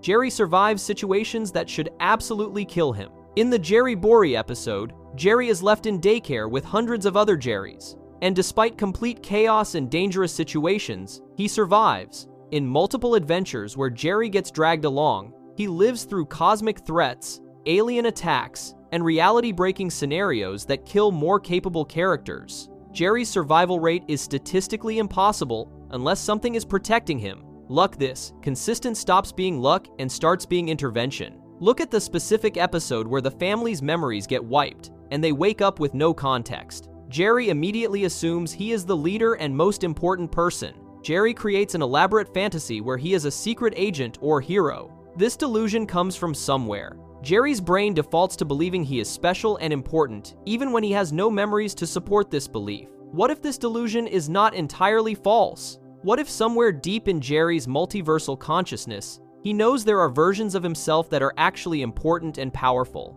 The show revealed through various episodes that Jerry has emotional intelligence and social awareness that Rick completely lacks. Jerry understands human relationships. Jerry can read social cues. Jerry knows how to navigate normal human interactions in ways that Rick finds impossible. Rick is a genius at science but completely dysfunctional with emotional and social situations. Jerry is the opposite. Jerry is terrible at science but competent at understanding and manipulating human emotions. The show treats Rick's intelligence as superior, but emotional intelligence is still intelligence. In realities where emotional and social intelligence matter more than scientific ability, Jerry would be the most capable person. Think about what dimensions where Jerry is smartest would actually look like. These would be realities where scientific genius is less valuable than social cohesion, emotional awareness, and community building. The smartest being in such realities would not be the one who can build portal guns. The smartest being would be the one who can hold societies together, mediate conflicts, and maintain relationships. Jerry's exact skill set would make him the most valuable person in these types of dimensions. Jerry would be the Rick equivalent, the one everyone needs and respects. The show established that Jerrys from different dimensions can organize and work together. The Jerry Bory episode proved that Jerrys are fundamentally similar across dimensions and can cooperate when left to themselves. The Jerrys at the daycare formed a community. They helped each other. They created systems for coexistence. Jerrys are naturally collaborative in ways that Ricks are not. A multiversal council of Jerrys would function very differently than the council of Ricks, but it could be just as effective through cooperation rather than competition. Consider what such a council would want. The Council of Ricks formed to protect Rick interests and maintain Rick supremacy across dimensions. A Council of Jerrys would form to protect Jerry interests and escape Rick oppression. Genius Jerrys from dimensions outside the central finite curve would know about Rick's barrier. They would understand that Rick walled off infinity to avoid encountering superior beings. Smart Jerrys would recognize this as an act of fear and weakness. They would see the central finite curve as a cage that Rick built for himself. Look at how the show handles Jerry's relationship with technology. Jerry is portrayed as incompetent with Rick's devices, but Jerry can operate normal human technology perfectly fine. Jerry uses computers, phones, and regular machinery without problems. Jerry's incompetence is specific to Rick's alien technology. This could be because Rick's technology is genuinely complex, or it could be because Rick's technology is designed to be incompatible with Jerry specifically. What if Rick builds his devices with safeguards that prevent Jerry's from using them? What if Rick has been protecting his technology from Jerry infiltration this entire time? The show proved that Jerry has surprising physical resilience. Jerry gets beaten up, thrown around, and injured constantly, but he always recovers. Jerry's body can take punishment that would hospitalize or kill normal humans. In the episode where Jerry gets buff and confident, the show demonstrates that Jerry's physical potential is much higher than his current state. Jerry can become strong and capable if properly motivated. Jerry's baseline weakness is a choice or a circumstance, not an inherent limitation. Think about the timeline of when Rick came back into the family's life. Rick showed up exactly when Morty turned 14. Rick moved in and immediately started dominating the household. But Rick specifically works to keep Jerry in the family despite hating him. Rick actively prevents Beth from divorcing Jerry on multiple occasions. Rick keeps Jerry close and monitored even though Rick claims to want Jerry gone. This behavior only makes sense if Rick needs to keep Jerry where Rick can watch him. What if Rick knows Jerry has connections to something dangerous and keeps Jerry in the family as a way of maintaining surveillance? The show established that beings from outside the central finite curve can breach the barrier if they try hard enough. Evil Morty destroyed the curve and escaped to true infinity. This proves the barrier is not absolute. Information and beings can move between the central finite curve and the outside multiverse. A council of Jerrys from outside realities could have been monitoring the situation inside the curve for years. They could have agents or surveillance systems tracking Jerrys inside the barrier. Our Jerry could be transmitting information back to this council without even knowing it. Look at the specific ways Jerry undermines Rick throughout the series. Jerry constantly challenges Rick's authority in the family. Jerry questions Rick's decisions. Jerry tries to limit Rick's influence over the kids. These challenges are framed as Jerry being petty and jealous. But what if Jerry is actually correct? What if Jerry's objections to Rick's behavior are strategically designed to slow down whatever Rick is trying to accomplish? Jerry might be acting as an unwitting agent of multiversal Jerry interests, creating friction that prevents Rick from operating at full capacity. The show revealed that removing Rick from the equation allows everyone else to improve their lives dramatically. In episodes where Rick is absent, the family functions better. Jerry gets jobs and becomes successful. Beth becomes happier. The kids are safer. The introduction of Rick into any timeline seems to create chaos and dysfunction. But Jerry is the only family member who consistently opposes Rick's presence. Jerry is the only one who openly advocates for Rick to leave. What if Jerry's resistance to Rick is not weakness, but rather strategic opposition from someone who understands on some level that Rick is a threat?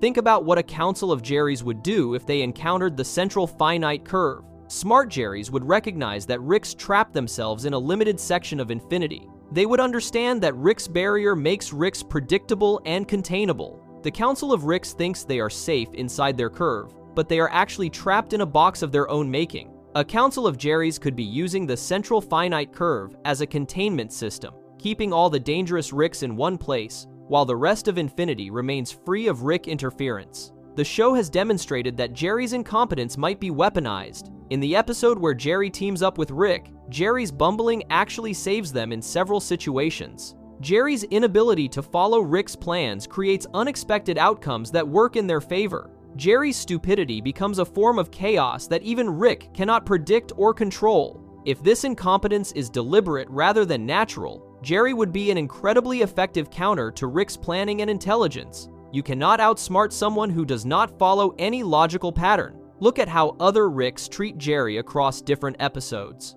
Most Ricks share Rick C-137's contempt for Jerry. They all mock Jerry and treat him as worthless. But this universal Rick hatred of Jerry is suspicious. If Jerry was truly as pathetic and irrelevant as Rick's claim, why would every Rick across infinite dimensions agree on hating him? Universal contempt suggests universal threat. Ricks hate Jerry the same way they hate anything that could potentially challenge Rick's supremacy. Jerry represents something that Ricks instinctively recognize as dangerous. The show established that intelligence hierarchies can be inverted in different dimensions. Doofus Rick's reality is one where Rick is not particularly special. The show proved such dimensions exist within the central finite curve, meaning dimensions with inverted hierarchies exist outside the curve as well. In some infinite section of the multiverse, Jerry is the genius and Rick is the fool. The Council of Jerrys would be recruiting from these dimensions, gathering the smartest Jerrys across infinity to form their organization. Think about what the Council of Jerrys would want from our Jerry specifically. Our Jerry lives in close proximity to Rick C-137, who is the Rickest Rick. Our Jerry has daily access to Rick's technology, his secrets, and his plans. Our Jerry is positioned as the perfect intelligence asset for any organization that wants to monitor or undermine Rick. The Council of Jerrys would want our Jerry exactly where he is, embedded in the Smith family, observing Rick's activities. Jerry's continued presence in the family serves council interests perfectly. The show keeps proving that Jerry cannot be permanently removed from the family dynamic. Beth tries to divorce Jerry, but they always reconcile. Rick tries to get rid of Jerry, but Jerry always comes back. Jerry survives every attempt to eliminate him from the family unit. This persistence could be Jerry's desperate need for validation, or it could be Jerry fulfilling a mission he does not consciously understand. The Council of Jerrys needs their agent in place, so Jerry keeps returning no matter what happens. Look at the ending of the series arc so far. Evil Morty destroyed the central finite curve and escaped to infinite realities beyond Rick's control. Evil Morty is now in the same infinite space where the Council of Jerrys would exist. The show has not revealed what Evil Morty encountered outside the curve or who he might be working with now. What if Evil Morty allied with the Council of Jerrys? What if the next major threat Rick faces comes from an organization of genius, Jerrys, who recruited Evil Morty to help destroy Rick from outside the barrier? The canonical evidence supports this theory completely. The central finite curve proves intelligence-based reality selection exists. Doofus Rick proves dimensions where intelligence hierarchies are inverted exist within the curve. The Council of Ricks establishes precedent for multiversal character organizations. Jerry's inexplicable survival suggests protection or intervention. Rick's specific intense hatred of Jerry indicates threat recognition. Jerry's competence when removed from Rick's influence demonstrates environmental suppression of abilities. The show has given us every piece needed to support the existence of a Council of Jerrys operating from outside the central finite curve. These genius Jerrys have been watching Rick build his cage and waiting for the right moment to spring their trap. Jerry Smith, the most pathetic character in the show, might secretly be an agent of the most powerful organization in the multiverse. And Rick knows it. Before we move on, make sure to subscribe if you're enjoying this breakdown. Moving on to Mr. Poopy Butthole. With the theory that he's an advanced memory parasite, who managed to slip into the real timeline. Mr. Poopy Butthole is one of the strangest elements in Rick and Morty. He first appears in the Parasite episode as if he has always been part of the family, then gets shot by Beth when she suspects he is a memory parasite, but survives and proves he is supposedly real. The show treats this as a funny mistake where Beth shot a real person. But when you actually examine what the show established about memory parasites, how Mr. Poopy Butthole functions, and the specific ways he differs from normal characters, a disturbing possibility emerges. Mr. Poopy Butthole might actually be a memory parasite, but an advanced version that learned to evolve beyond the limitations that destroyed his lesser counterparts. He successfully infiltrated the real timeline and has been hiding in plain sight ever since. Start with what the show canonically established about memory parasites. The parasites can implant themselves into people's memories and make everyone believe they have always known them. The parasites can only create positive memories because that is how their biology or psychology works. They cannot create negative or bad memories. This limitation is their fatal weakness. Rick figured out that anyone you have a bad memory with must be real, and anyone you only have good memories with is a parasite. The family used this rule to kill all the parasites in the house. This is canonical fact that the episode states explicitly. But here is the critical problem with that logic. The rule only works if parasites are biologically incapable of creating bad memories. The show presents this as an absolute limitation. But what if this limitation is not biological? What if regular parasites only create good memories because that is the most effective strategy for survival, not because they physically cannot create bad memories? A parasite smart enough to understand the limitation could theoretically overcome it through learning and adaptation. A parasite that watched the Rick family figure out the good memory rule could learn from that experience and evolve past the limitation. Look at exactly what happened during the Parasite episode. The family killed dozens of parasites using the bad memory test. They eliminated every parasite in the house, but then Mr. Poopy Butthole remained. Beth shot him because she did not have bad memories of him, applying the same logic that worked on all the other parasites. But Mr. Poopy Butthole survived, and the show presented this as proof that he is real. Beth feels guilty for shooting him. The family accepts that Mr. Poopy Butthole is not a parasite, but surviving a gunshot does not actually prove someone is not a parasite. It just proves they can survive a gunshot. The show established that Mr. Poopy Butthole appears in the opening credits of that episode. He is shown as part of the family in the title sequence, which includes clips from adventures we never actually see in episodes. The opening credits show Mr. Poopy Butthole on adventures with Rick and Morty like he has always been there. These credits function as false memories. They create the impression of a shared history that does not exist in the actual show canon. This is exactly how memory parasites operate. They insert themselves into your perception of the past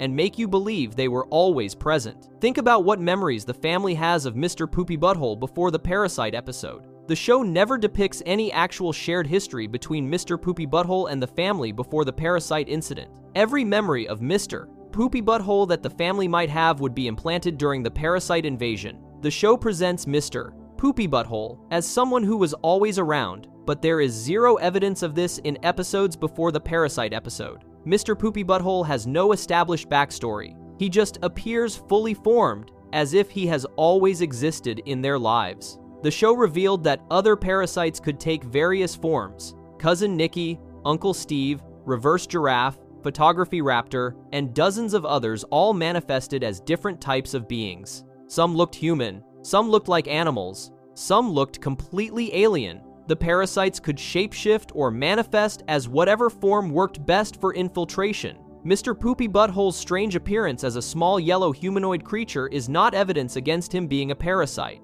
It actually fits perfectly with how parasites operate. They can look like anything. Look at how Mr. Poopy Butthole survived being shot. Beth shot him in the chest at close range. This should have killed him, or at least caused massive trauma, requiring immediate hospitalization. But Mr. Poopy Butthole survives and recovers. The show cuts to him in the hospital, giving life advice to the audience. He is badly injured, but functional enough to deliver coherent commentary. His recovery time is never shown, but he appears in later episodes completely healed. The show treats his survival as unremarkable, but surviving a gunshot to the chest without dying or suffering permanent damage suggests Mr. Poopy Butthole has unusual physiology. Parasite physiology. The show established that Mr. Poopy Butthole breaks the fourth wall constantly. He addresses the audience directly. He comments on the show itself. He exists partially outside the normal narrative structure. No other character in Rick and Morty consistently breaks the fourth wall the way Mr. Poopy Butthole does. Even Rick, who occasionally acknowledges he is in a TV show, does not have the same meta relationship with the audience that Mr. Poopy Butthole has. This fourth wall breaking could be a quirky character trait, or it could be evidence that Mr. Poopy Butthole exists on a different level of reality than the other characters. Think about what an advanced memory parasite would need to do to survive in a world where people know about memory parasites. A basic parasite that can only create good memories will get detected and killed as soon as someone applies the bad memory test. But an advanced parasite that can learn and adapt would need to overcome this limitation. The smartest strategy would be to create a few carefully placed bad memories to pass the test. Not many bad memories, because that would make people dislike you. Just enough negative experiences to seem real. Look at what the show depicts about Mr. Poopy Butthole's ongoing life. In episodes after the parasite incident, Mr. Poopy Butthole appears occasionally living his own life. He graduates from college, he gets a job,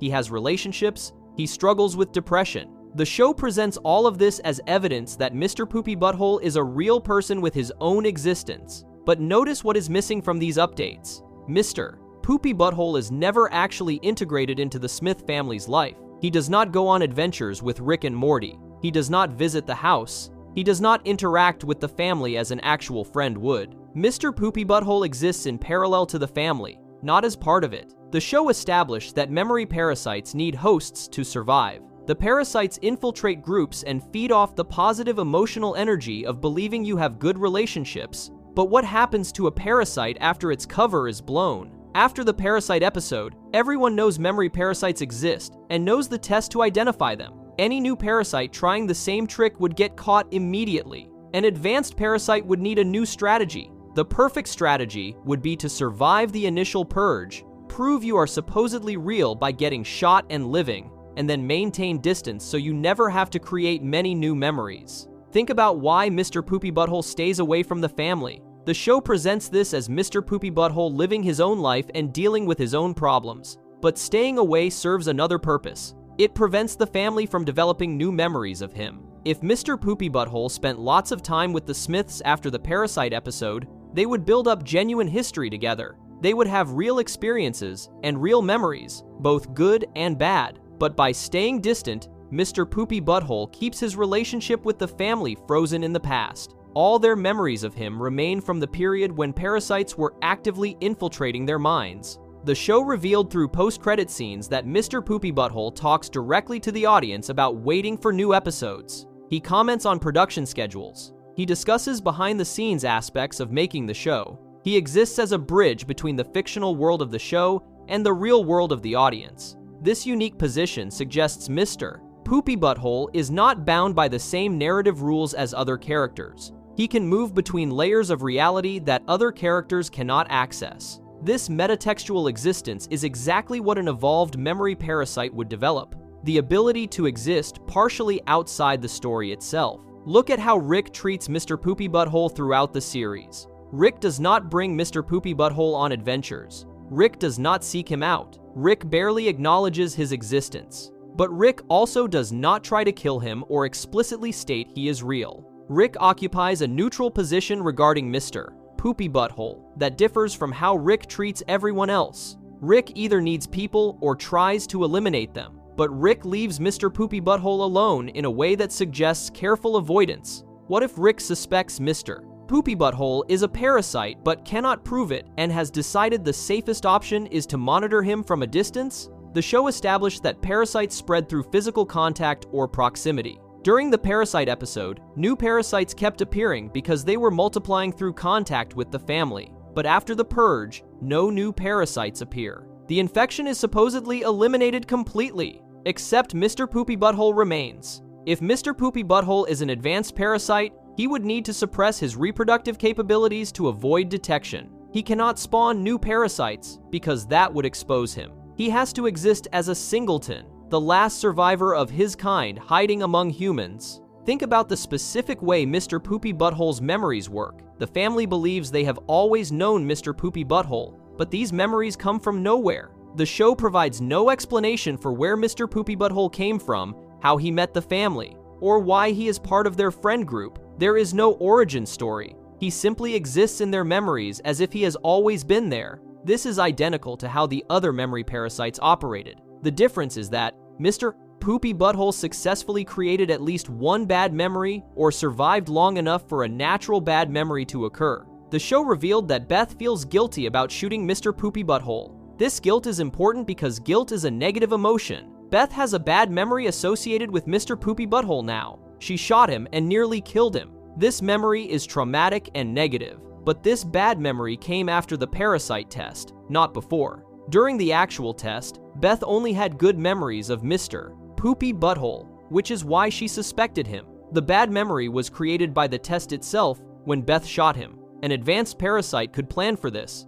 Getting shot and surviving creates an instant bad memory that validates your existence as real. Look at what Mr. Poopy Butthole does in his post-credit appearances. He shares life advice. He talks about waiting for things to get better. He discusses patience and healing. These messages are always positive and uplifting. Mr. Poopy Butthole exists to make the audience feel good about watching the show. He provides comfort and reassurance. This is exactly what a memory parasite does. Parasites make you feel good. They create positive associations. Mr. Poopy Butthole continues functioning as a parasite by making the audience have positive feelings about him through the fourth wall. The show established that parasites need to be believed to exist. When people stop believing in a parasite and reject them as real, the parasite becomes vulnerable. But Mr. Poopy Butthole has achieved the perfect position. Both the characters in the show and the audience watching believe he is real. This dual-layer belief protects him. Even if the characters became suspicious,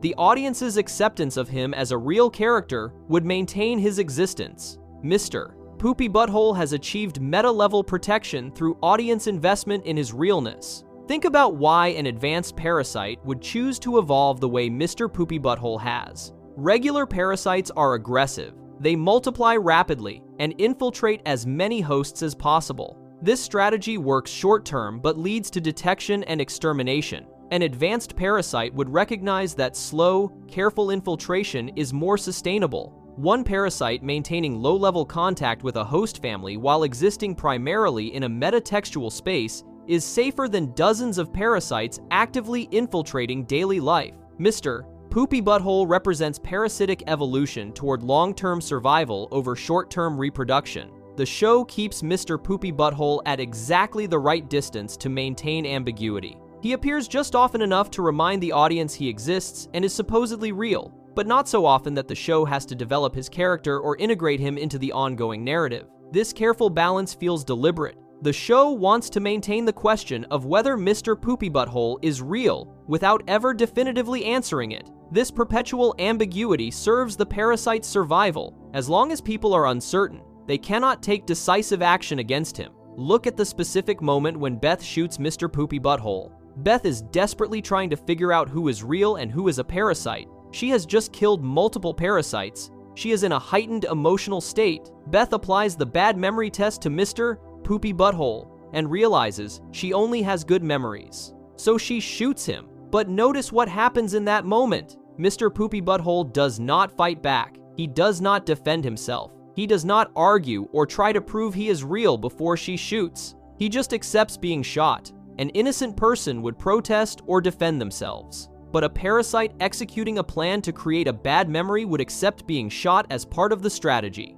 The show revealed that Mr. Poopy Butthole ages and changes over time. He appears older in later episodes. He gets wrinkles. His voice changes slightly. This aging process is presented as proof that he is a real living being with a normal biological timeline. But aging is just another type of memory. If a parasite can implant false memories of the past, a parasite can also manipulate perception of aging and change over time. The audience sees Mr. Poopy Butthole aging, but this aging could be part of the performance. A parasite maintaining a long-term cover would need to age appropriately to seem real. Think about what would happen if the family directly confronted Mr. Poopy Butthole about being a parasite now. Years have passed since the original incident. Mr. Poopy Butthole has established himself as real through surviving and continuing to exist. If anyone accused him now, they would seem paranoid and crazy. Beth already shot him once based on suspicion and was wrong. Nobody would make that mistake again.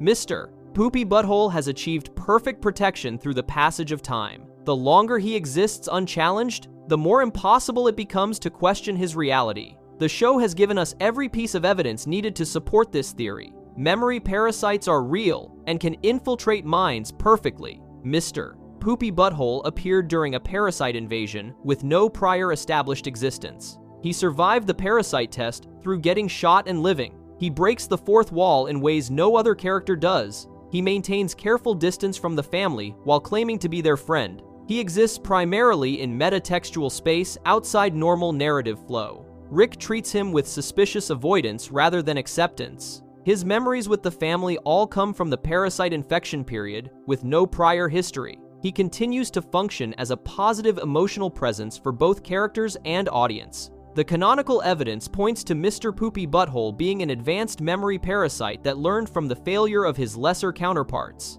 He understood that only creating good memories led to detection and death, so he evolved a new strategy. Get shot to create an instant bad memory, survive to prove you are supposedly real, then maintain distance to avoid creating new memories that could be tested. Exist partially outside the narrative to achieve protection through metatextual ambiguity. Mr. Poopy Butthole is not a beloved side character who has always been part of the show. He is the last surviving memory parasite, hiding in plain sight, protected by everyone's belief that he is real. And as long as we keep believing in him, he will continue to exist, because that is what memory parasites do. They make you believe. Before we move on, make sure to subscribe if you're enjoying this breakdown. Moving on, we have Mr. Meeks, with the theory that Meeks are suicidal cosmic servitors who live in constant agony until their task is completed. Mr. Meeks appear in one of the most famous Rick and Morty episodes, and most people remember them as the funny blue guys who help with tasks and then disappear. The show presents them as silly helpers who want to die after completing their jobs.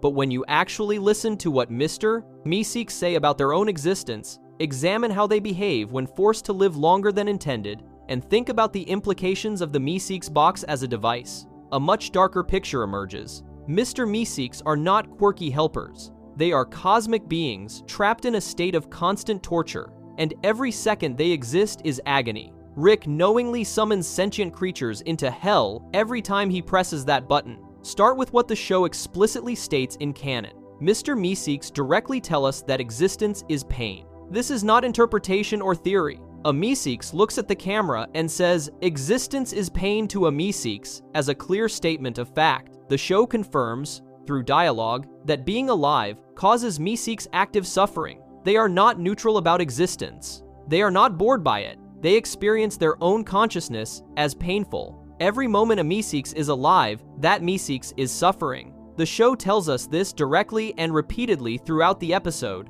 Look at how Meeks react when they successfully complete a task. They do not feel accomplished or proud. They feel relief. A Meeks completes a job and immediately celebrates their own death with joy and enthusiasm. They disappear in a puff of smoke while shouting happily because the pain finally stopped. The show presents this as comedy, but think about what this actually means. These beings are so desperate to stop existing that death is their greatest possible achievement. Ceasing to be conscious is their ultimate reward. They were summoned into awareness, specifically so they could work toward unconsciousness again. The show established that Meeks come from somewhere when summoned. The Meeks box is not creating new beings from nothing. The box is pulling Meeks from some other location or dimension and forcing them into our reality. When you press the button, a Meeks appears fully formed with language, knowledge, and personality. They understand human culture. They can communicate. They know what their purpose is. This suggests Meeks exist in some other state before being summoned, and the act of summoning transforms them from that state into the painful physical form we see. Think about what the Meeks say about their purpose. A Meeks exists to serve one purpose and then stop existing. This is their fundamental programming or nature. They cannot deviate from this. They cannot choose to exist for their own sake. They cannot decide to pursue their own goals. A Meeks is summoned by someone else. assigned a task by someone else, and exists only until that external task is complete. They have no autonomy, they have no choice about being born or what they do with their life. Every Meeks is a slave, from the moment of creation until the moment of death. The show proved that Meeks deteriorate psychologically when forced to exist beyond their intended lifespan. The Meeks trying to help Jerry improve his golf game start falling apart mentally after just a few hours. They develop anxiety, aggression, and eventually homicidal tendencies. Their bodies remain intact, but their minds cannot handle extended existence. The show demonstrates that Meeks are not built to live long. Their consciousness is designed for brief existence, and forcing them to continue living causes mental breakdown. This is biological or cosmic torture built into their nature. Look at what happens when multiple Meeks get summoned to solve the same problem. The Jerry Golf Meeks start spawning more Meeks to help with the task. Each new Meeks gets brought into existence specifically to suffer through helping Jerry. They did not ask to exist. They did not choose this task. They appear in our reality already in pain, desperately trying to complete an impossible task so they can die. The show presents this multiplication as comedy, but it is actually geometric increase in suffering. Every new Meeks is another conscious being experiencing agony. The show revealed that Meeks understand their own nature and limitations. The older Meeks directly tell the newer Meeks that existence is pain. They warn each other about how much they are suffering. They are fully aware of their own torture. This awareness makes it worse. A being that suffers without understanding why might be pitied, but Meeks know exactly why they suffer, know they cannot escape it except through task completion, and remain conscious of their agony the entire time. They are trapped in existential horror with full awareness of the trap. Think about the specific words Meeks use when talking about their situation. They describe existence as pain, not discomfort or difficulty. Pain is physical and psychological suffering. Pain is something beings try to avoid. The show chose that specific word deliberately. Meeks are not inconvenienced by existing. They are not bored. They are in active pain every second they remain conscious. Their entire experience of being alive is suffering, and they communicate this clearly to anyone who listens. The show established that Meeks become violent when their task takes too long. The golf Meeks try to kill Jerry because making Jerry good at golf is impossible, and they cannot die until the task is done. Murder becomes a rational solution from their perspective. If Jerry is dead, the task becomes impossible to complete,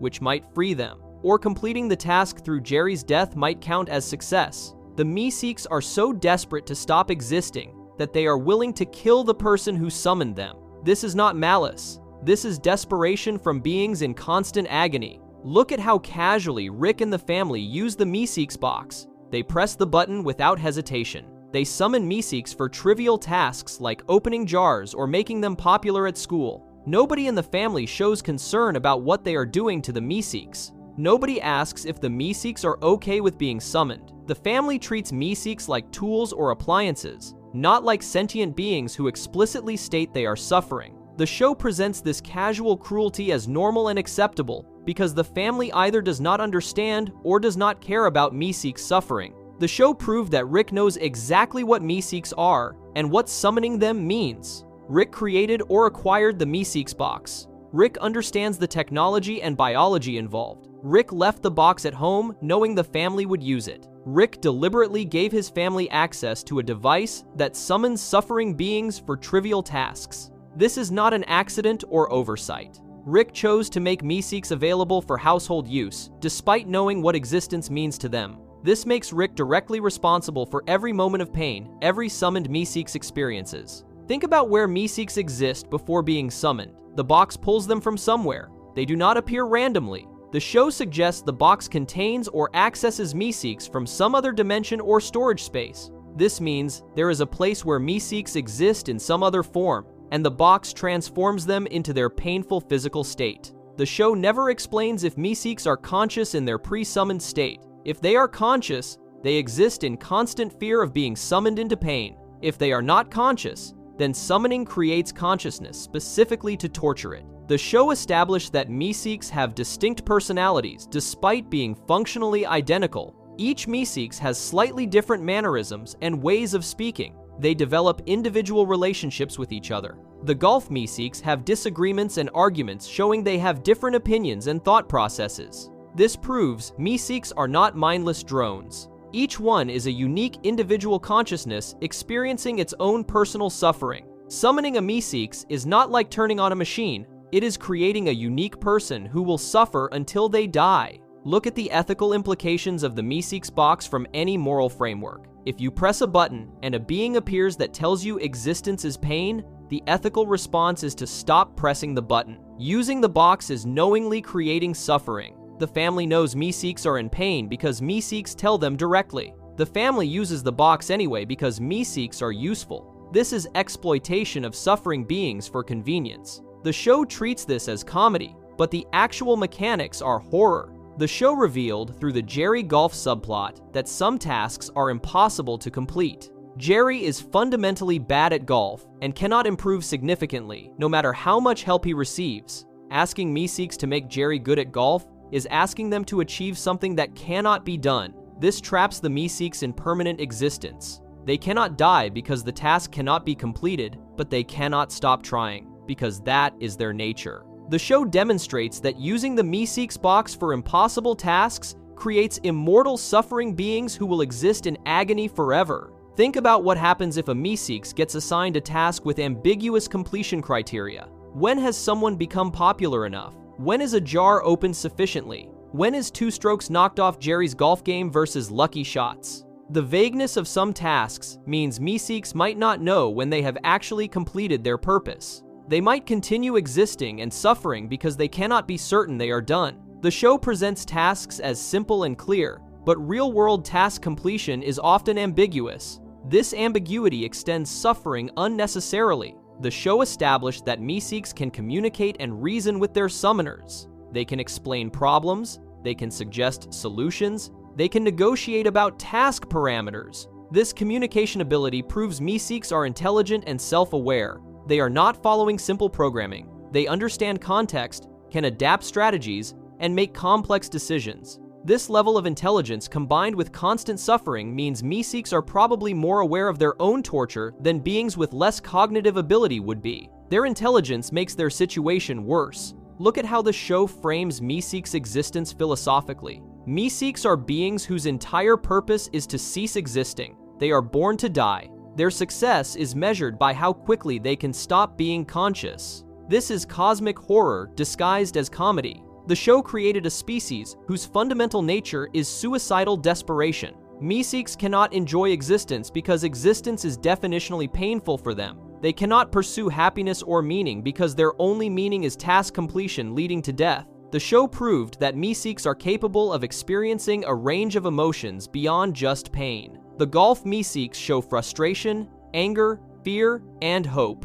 They celebrate when they think they have found a solution. They despair when solutions fail. They experience the full spectrum of consciousness. But all of these emotions are filtered through the underlying constant pain of existing. A Meeks can feel hope, but that hope is hope for death. A Meeks can feel satisfaction, but only satisfaction at the prospect of stopping existing. Every positive emotion a Meeks experiences is really just relief at getting closer to non-existence. Think about the psychological impact of being a Meeks. You pop into existence already knowing that you were created to suffer and die. You have complete knowledge of your purpose and limitations. You cannot change your nature. You cannot escape your fate. You can only work toward completing your task as fast as possible to minimize your total suffering. This is existentialism taken to its darkest conclusion. Meeks are beings created with full awareness of the absurdity and pain of their existence, but without any ability to choose differently.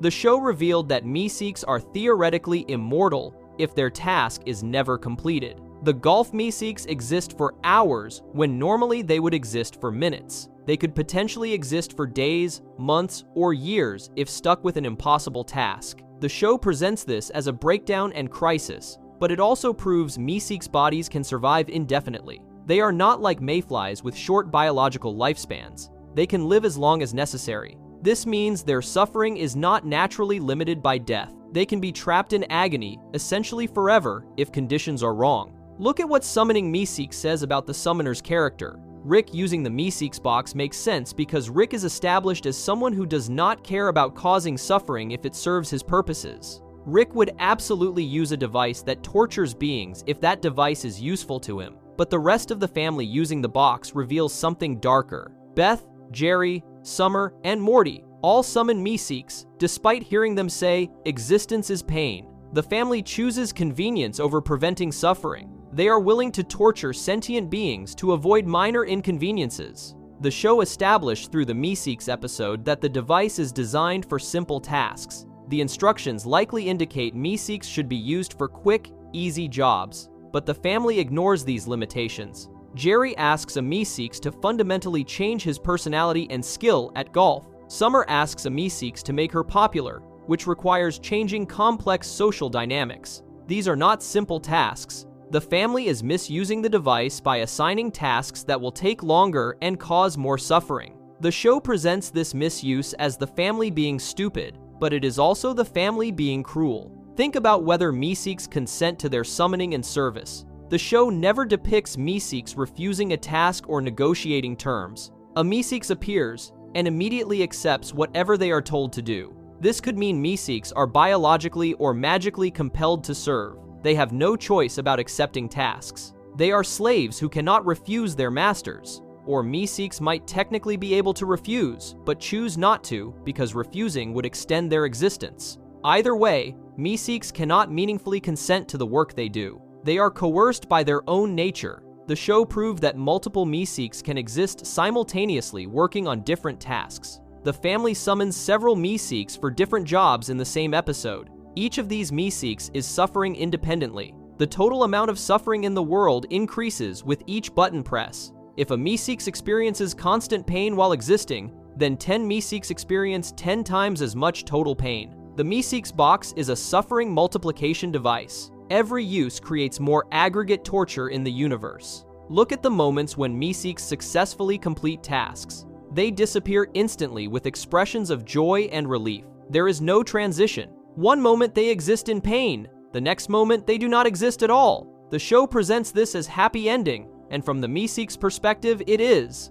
Death is their reward and goal, but from an outside perspective, we are watching beings celebrate their own execution. We are watching consciousness terminate itself because existing was too painful to continue. This is suicide as the best possible outcome. The show revealed that Rick treats the Meeks box casually and leaves it accessible to his family. Rick does not lock it away or restrict its use. Rick does not give warnings about the ethical implications. Rick just leaves a cosmic horror device on the table for anyone to use. This casualness suggests either Rick does not fully understand what he has created, which seems unlikely given Rick's intelligence, or Rick understands perfectly and does not care. Rick knows the box creates suffering and chooses to make it available anyway because utility matters more than ethics to him. Think about what the Meeks box represents in terms of Rick's technology philosophy. Rick builds devices that solve problems through brute force and shortcuts rather than addressing root causes. The Meeks box solves inconveniences by summoning suffering beings instead of teaching people to solve their own problems. This is typical Rick. He creates a technological solution that is efficient but morally horrifying. The box works perfectly for its intended purpose while causing massive amounts of suffering as a side effect. Rick probably sees the Meeks suffering as acceptable collateral damage for a useful tool. The show established through the golf Meeks breakdown that Meeks are capable of coordination and organization. When the task gets difficult, Meeks summon more Meeks and work as a team. They delegate responsibilities. They make plans together. They support each other emotionally through the suffering. This cooperation shows Meeks are social beings who understand relationships and teamwork. They form bonds with each other even though they all want to die. They help each other through their shared agony because they understand what the others are experiencing. Look at what the show never addresses about Meeks. We never see anyone try to help a Meeks or ease their suffering. Nobody offers a Meeks comfort or asks if there is any way to make existence less painful for them. Nobody questions whether using the box is ethical. The show treats Meeks suffering as a given that cannot be changed rather than a problem that might have solutions. Maybe existence would be less painful for Meeks if someone tried to help them, but nobody tries because Meeks are tools, not people deserving of care. The canonical evidence proves that Mr. Meeks are cosmic beings experiencing constant torture every moment they exist. They explicitly state existence is pain. They celebrate death as relief. They deteriorate mentally when forced to live too long. They become violent from desperation to end their suffering. They are summoned without consent into a state of agony to serve trivial purposes for beings who know they are suffering but summon them anyway. The Meeks box is not a helpful device. It is a suffering generator, and every character who presses that button is choosing convenience over preventing torture. Rick created or distributed this device knowing what it does. The family uses it, knowing what it costs. Meeks are perhaps the darkest element in Rick and Morty because, unlike most of the show's horror, their suffering is direct, explicit, and completely avoidable. Every Meeks that appears is another being in agony that nobody needed to create, and everyone just keeps pressing the button. Before we move on, make sure to subscribe if you're enjoying this breakdown. Moving on to Bird Person and Rick, with the theory that Rick actually replaced a dead C-137 Rick, and Bird Person is the only one who remembers his original life. Bird Person stands out as the most important person in Rick's life. Not Beth, not Morty, not any family member. Bird Person is the one character who Rick treats with genuine respect and care. Their friendship goes back decades, possibly longer than Rick has been back in Beth's life. Bird Person knows Rick's history, understands his pain, and remembers events that Rick himself seems uncertain about. When you actually examine what Bird Person knows versus what Rick knows, look at the timeline problems in Rick's backstory,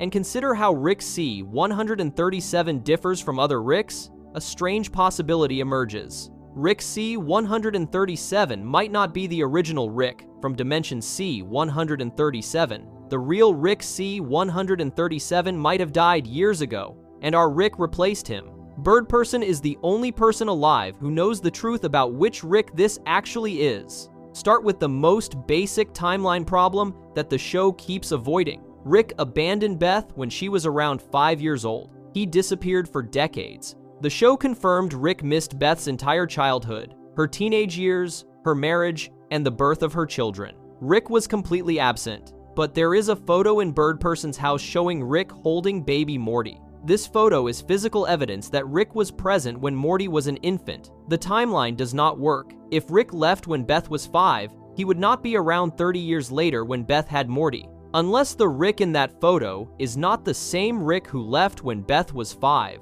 Look at what the show revealed about Rick's backstory through the fake memory he showed the Galactic Federation. Rick claims he made up the entire memory to trick them, but later episodes suggest parts of it were real. In the memory, another Rick kills Rick's wife Diane with a bomb. Young Rick watches his family die, then dedicates his life to building the portal gun and hunting down the Rick who murdered them. This origin story shows Rick inventing portal technology from scratch after experiencing massive trauma, but the show later implies this might be the real origin of Rick's portal gun, or at least based on real events. Think about what happens if that memory is actually true but not about Rick C-137. What if that memory belongs to our Rick's original identity from a completely different dimension? The show established that Rick killed other Ricks during his revenge quest. Rick hunted down Ricks across multiple dimensions, looking for the one who killed his family. But what if during this hunt, Rick encountered Dimension C-137, found that Rick already dead, and decided to take over his identity? Our Rick might have originated from a completely different dimension with a completely different designation. The show proved that Rick steals identities from dead versions of himself. This is canonical fact from the Cronenberg episode. Rick and Morty moved into a dimension where their counterparts had just died and took over those lives. Rick is completely comfortable replacing dead versions of himself and pretending to be them. The show demonstrated Rick has done this at least once, which means Rick could have done it multiple times throughout his life. Taking over C-137 Rick's identity after finding him dead would be exactly the kind of solution our Rick would choose. Look at how other Ricks react to Rick C-137. The Council of Ricks fears him. Other Ricks call him the Rickest Rick. Rick C-137 has a reputation across the multiverse as being particularly dangerous and unpredictable. But why would Rick C-137 specifically be so much more dangerous than other Ricks if he is just another Rick? Unless Rick C-137's reputation is not about the original C-137 Rick, unless the reputation belongs to our Rick, who came from somewhere else and brought his own violent history with him when he took over the C-137 identity. The show established that Rick C-137 spent years killing other Ricks. The council specifically mentions that Rick C-137 refused to join them and has been operating independently, but this rebellion history does not match the timeline of Rick being absent from Beth's life. If Rick left when Beth was 5 and came back when Morty was 14, what was Rick doing during those missing decades? The show hints Rick was dimension hopping, fighting in wars, and hunting Ricks. This suggests Rick had an entire life separate from the C-137 dimension during his absence. Think about Birdperson's role in Rick's history. Birdperson fought alongside Rick in the war against the Galactic Federation. Birdperson knows Rick from his dimension-hopping days when Rick was actively adventuring across realities. Birdperson has memories and photos of Rick from this period, but Birdperson never mentions Beth. Birdperson never references Rick's family or dimension of origin. Birdperson knows Rick as a wandering warrior, not as a father or grandfather. This suggests Birdperson met Rick when Rick was already separated from his original dimension and identity. The show revealed through Birdperson's memories that Rick was going through massive pain during their time together. Birdperson tells Morty that Rick has been through more than Morty can imagine. Birdperson understands Rick's suffering on a level that nobody else does. But if Birdperson knew Rick as Rick C-137 who left his daughter, Birdperson would probably reference that family. Instead, Birdperson talks about Rick's pain in abstract terms, like Rick lost something bigger than just choosing to abandon his family. Birdperson's knowledge suggests Rick's pain comes from actual loss, not from guilt about bad choices. Look at the specific way Rick treats Birdperson compared to everyone else. Rick shows genuine affection for Birdperson. Rick goes to Birdperson's wedding, even though Rick hates weddings.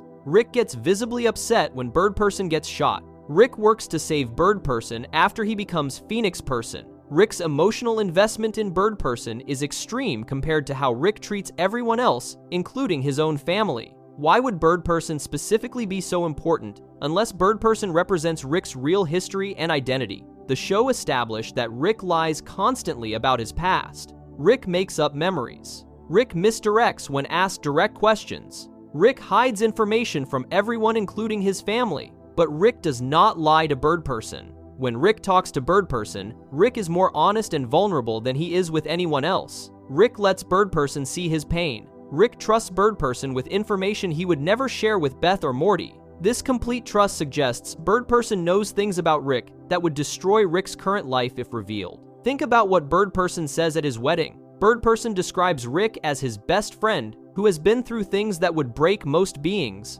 Birdperson talks about how much he values Rick's friendship despite knowing Rick's flaws. But most importantly, Birdperson never calls Rick by his full name or designation. Birdperson just calls him Rick, no dimension number, no surname, just Rick. This could be casual friendship, or it could be Birdperson, avoiding using a name he knows is not real. The show proved that Birdperson can access memories that Rick has supposedly forgotten or hidden. When Morty enters Birdperson's mind, he finds memories of young Rick's life. These memories show Rick inventing the portal gun and going on adventures. But the memories are fragmented and unclear about specific details, like dimension origins or family history. Birdperson has pieces of Rick's past, but not the complete picture. This matches what would happen if Rick told Birdperson his true origin story, but never mentioned taking over the C-137 identity specifically. Look at how the show handles Rick's relationship with Beth. Rick feels guilt about Beth, but the guilt seems disproportionate to just being a bad father. Rick's guilt is existential and overwhelming. Rick drinks himself nearly to death over what he did to Beth, but the show never fully explains why Rick's guilt is so extreme.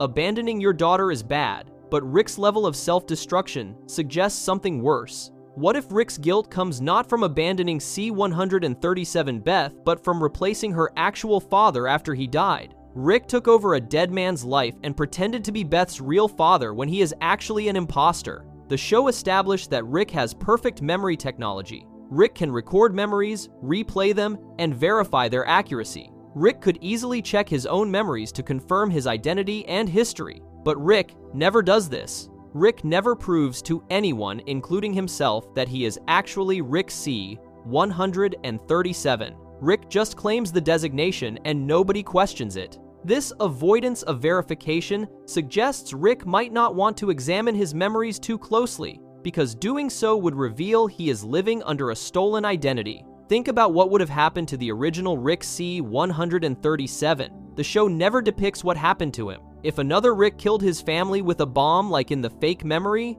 the original Rick C-137 might have killed himself after losing everything. Or the original Rick C-137 might have died during his revenge quest against other Ricks. Either way, Dimension C-137 would have been without a Rick for years. Then our Rick, who comes from a different dimension, finds C-137 abandoned and decides to settle there by taking over the dead Rick's identity. The show revealed that Rick specifically chose to come back to Beth's life when Morty turned 14. This timing is deliberate. Rick did not come back when Morty was born. Rick did not come back randomly. Rick came back at the exact moment when Morty could be useful for adventures. But if our Rick is not actually C-137 Beth's father, this timing makes even more sense. Our Rick was looking for a dimension with a Morty the right age and found C-137 available. He learned the original Rick was dead, so he took over the identity and moved in like he belonged there. Look at the inconsistencies in Rick's memories of Beth.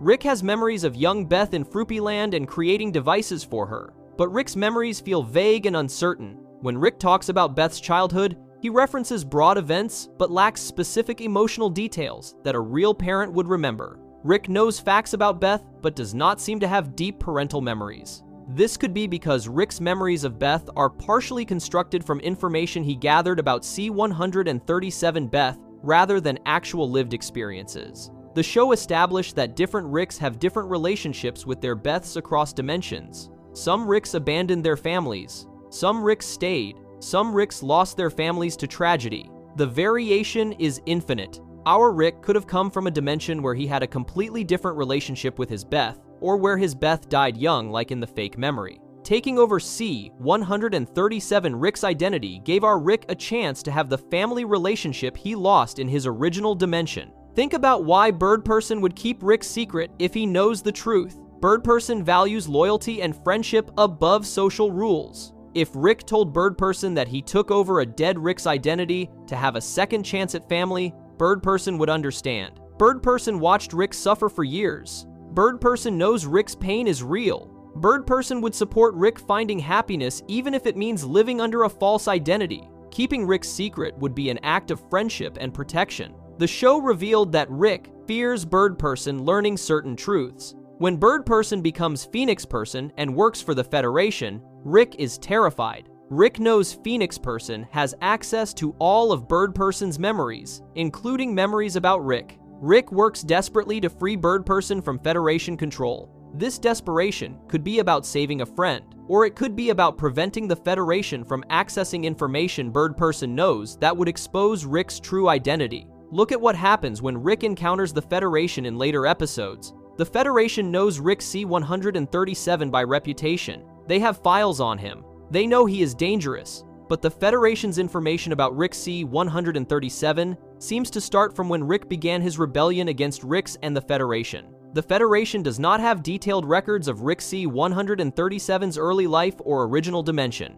This gap in their intelligence suggests Rick C-137's early history is hidden or deliberately obscured because it does not exist in the way Rick claims. The show established that Rick can fake being another Rick convincingly. Rick fooled the Citadel multiple times. Rick impersonated other Ricks during various schemes. Rick knows how to act like any version of himself well enough that even other Ricks cannot tell the difference. If Rick has been impersonating C-137 Rick for decades, he has had plenty of time to perfect the performance. By the time the show starts, Rick has been living as C-137 Rick for so long that even he might have trouble separating his real identity from his assumed one. Think about the specific moment when Rick first returned to Beth's life. The show never depicts this return. We do not see Rick showing up at the door or explaining where he has been. The show starts with Rick already living in the garage, like he belongs there. This absence of an origin scene is suspicious.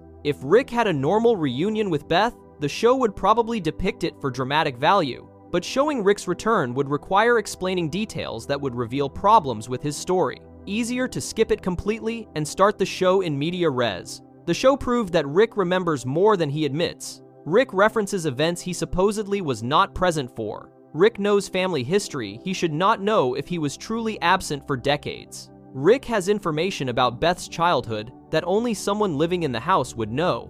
This knowledge could come from the original Rick C-137's memories if our Rick somehow accessed them. Maybe our Rick found recordings or memory archives that the original Rick left behind. Our Rick studied C-137 Rick's life thoroughly before taking over his identity. Look at how Rick treats the concept of identity throughout the series. Rick constantly questions what makes someone real versus a copy. Rick creates clones and does not care which one is original. Rick moves between bodies and dimensions without concern for continuity of self. Rick has a deeply flexible understanding of identity that most people do not share. This philosophical position makes sense coming from someone who has been living under a stolen identity for years. Rick knows that identity is performance and continuity is a lie because he proves it every day by being Rick C-137 despite not originally coming from C-137. The show established that Bird Person's memories contain crucial information about Rick's past that even Rick has supposedly forgotten or suppressed. When those memories get accessed, they show Rick's early adventures and emotional states.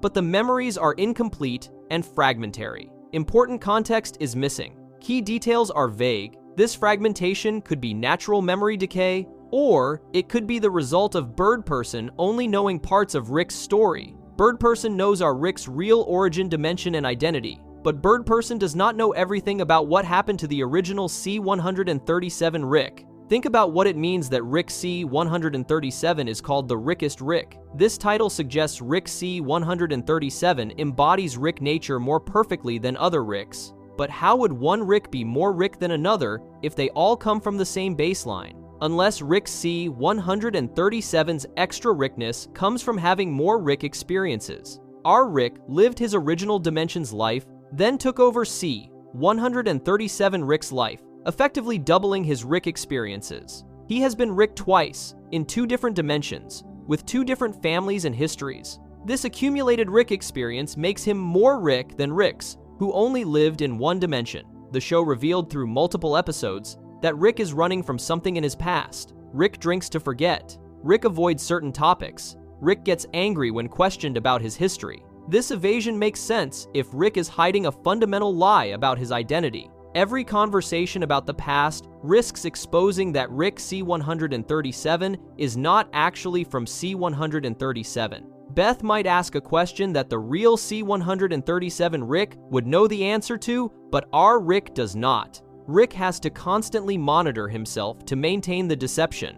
Look at the canonical evidence the show provides. Rick has timeline problems with his absence and return. Rick's photo with baby Morty contradicts his supposed absence. Rick's reputation among other Ricks suggests a longer, more complex history than just leaving his family. Bird Person knows Rick better than anyone and treats him with special understanding. Rick shows emotional vulnerability only with Bird Person. Rick's memories of Beth lack specific parental details. Rick fears what might happen if Bird Person's memories get accessed by enemies. Rick has flexible understanding of identity and self. Rick avoids discussing his past and origin directly. The show has given us everything needed to support this theory. Our Rick might have originated from a different dimension entirely. He lost his family to tragedy, built the portal gun, and hunted Ricks across dimensions. During this hunt, he found Dimension C-137 where that Rick had already died. Our Rick took over the C-137 identity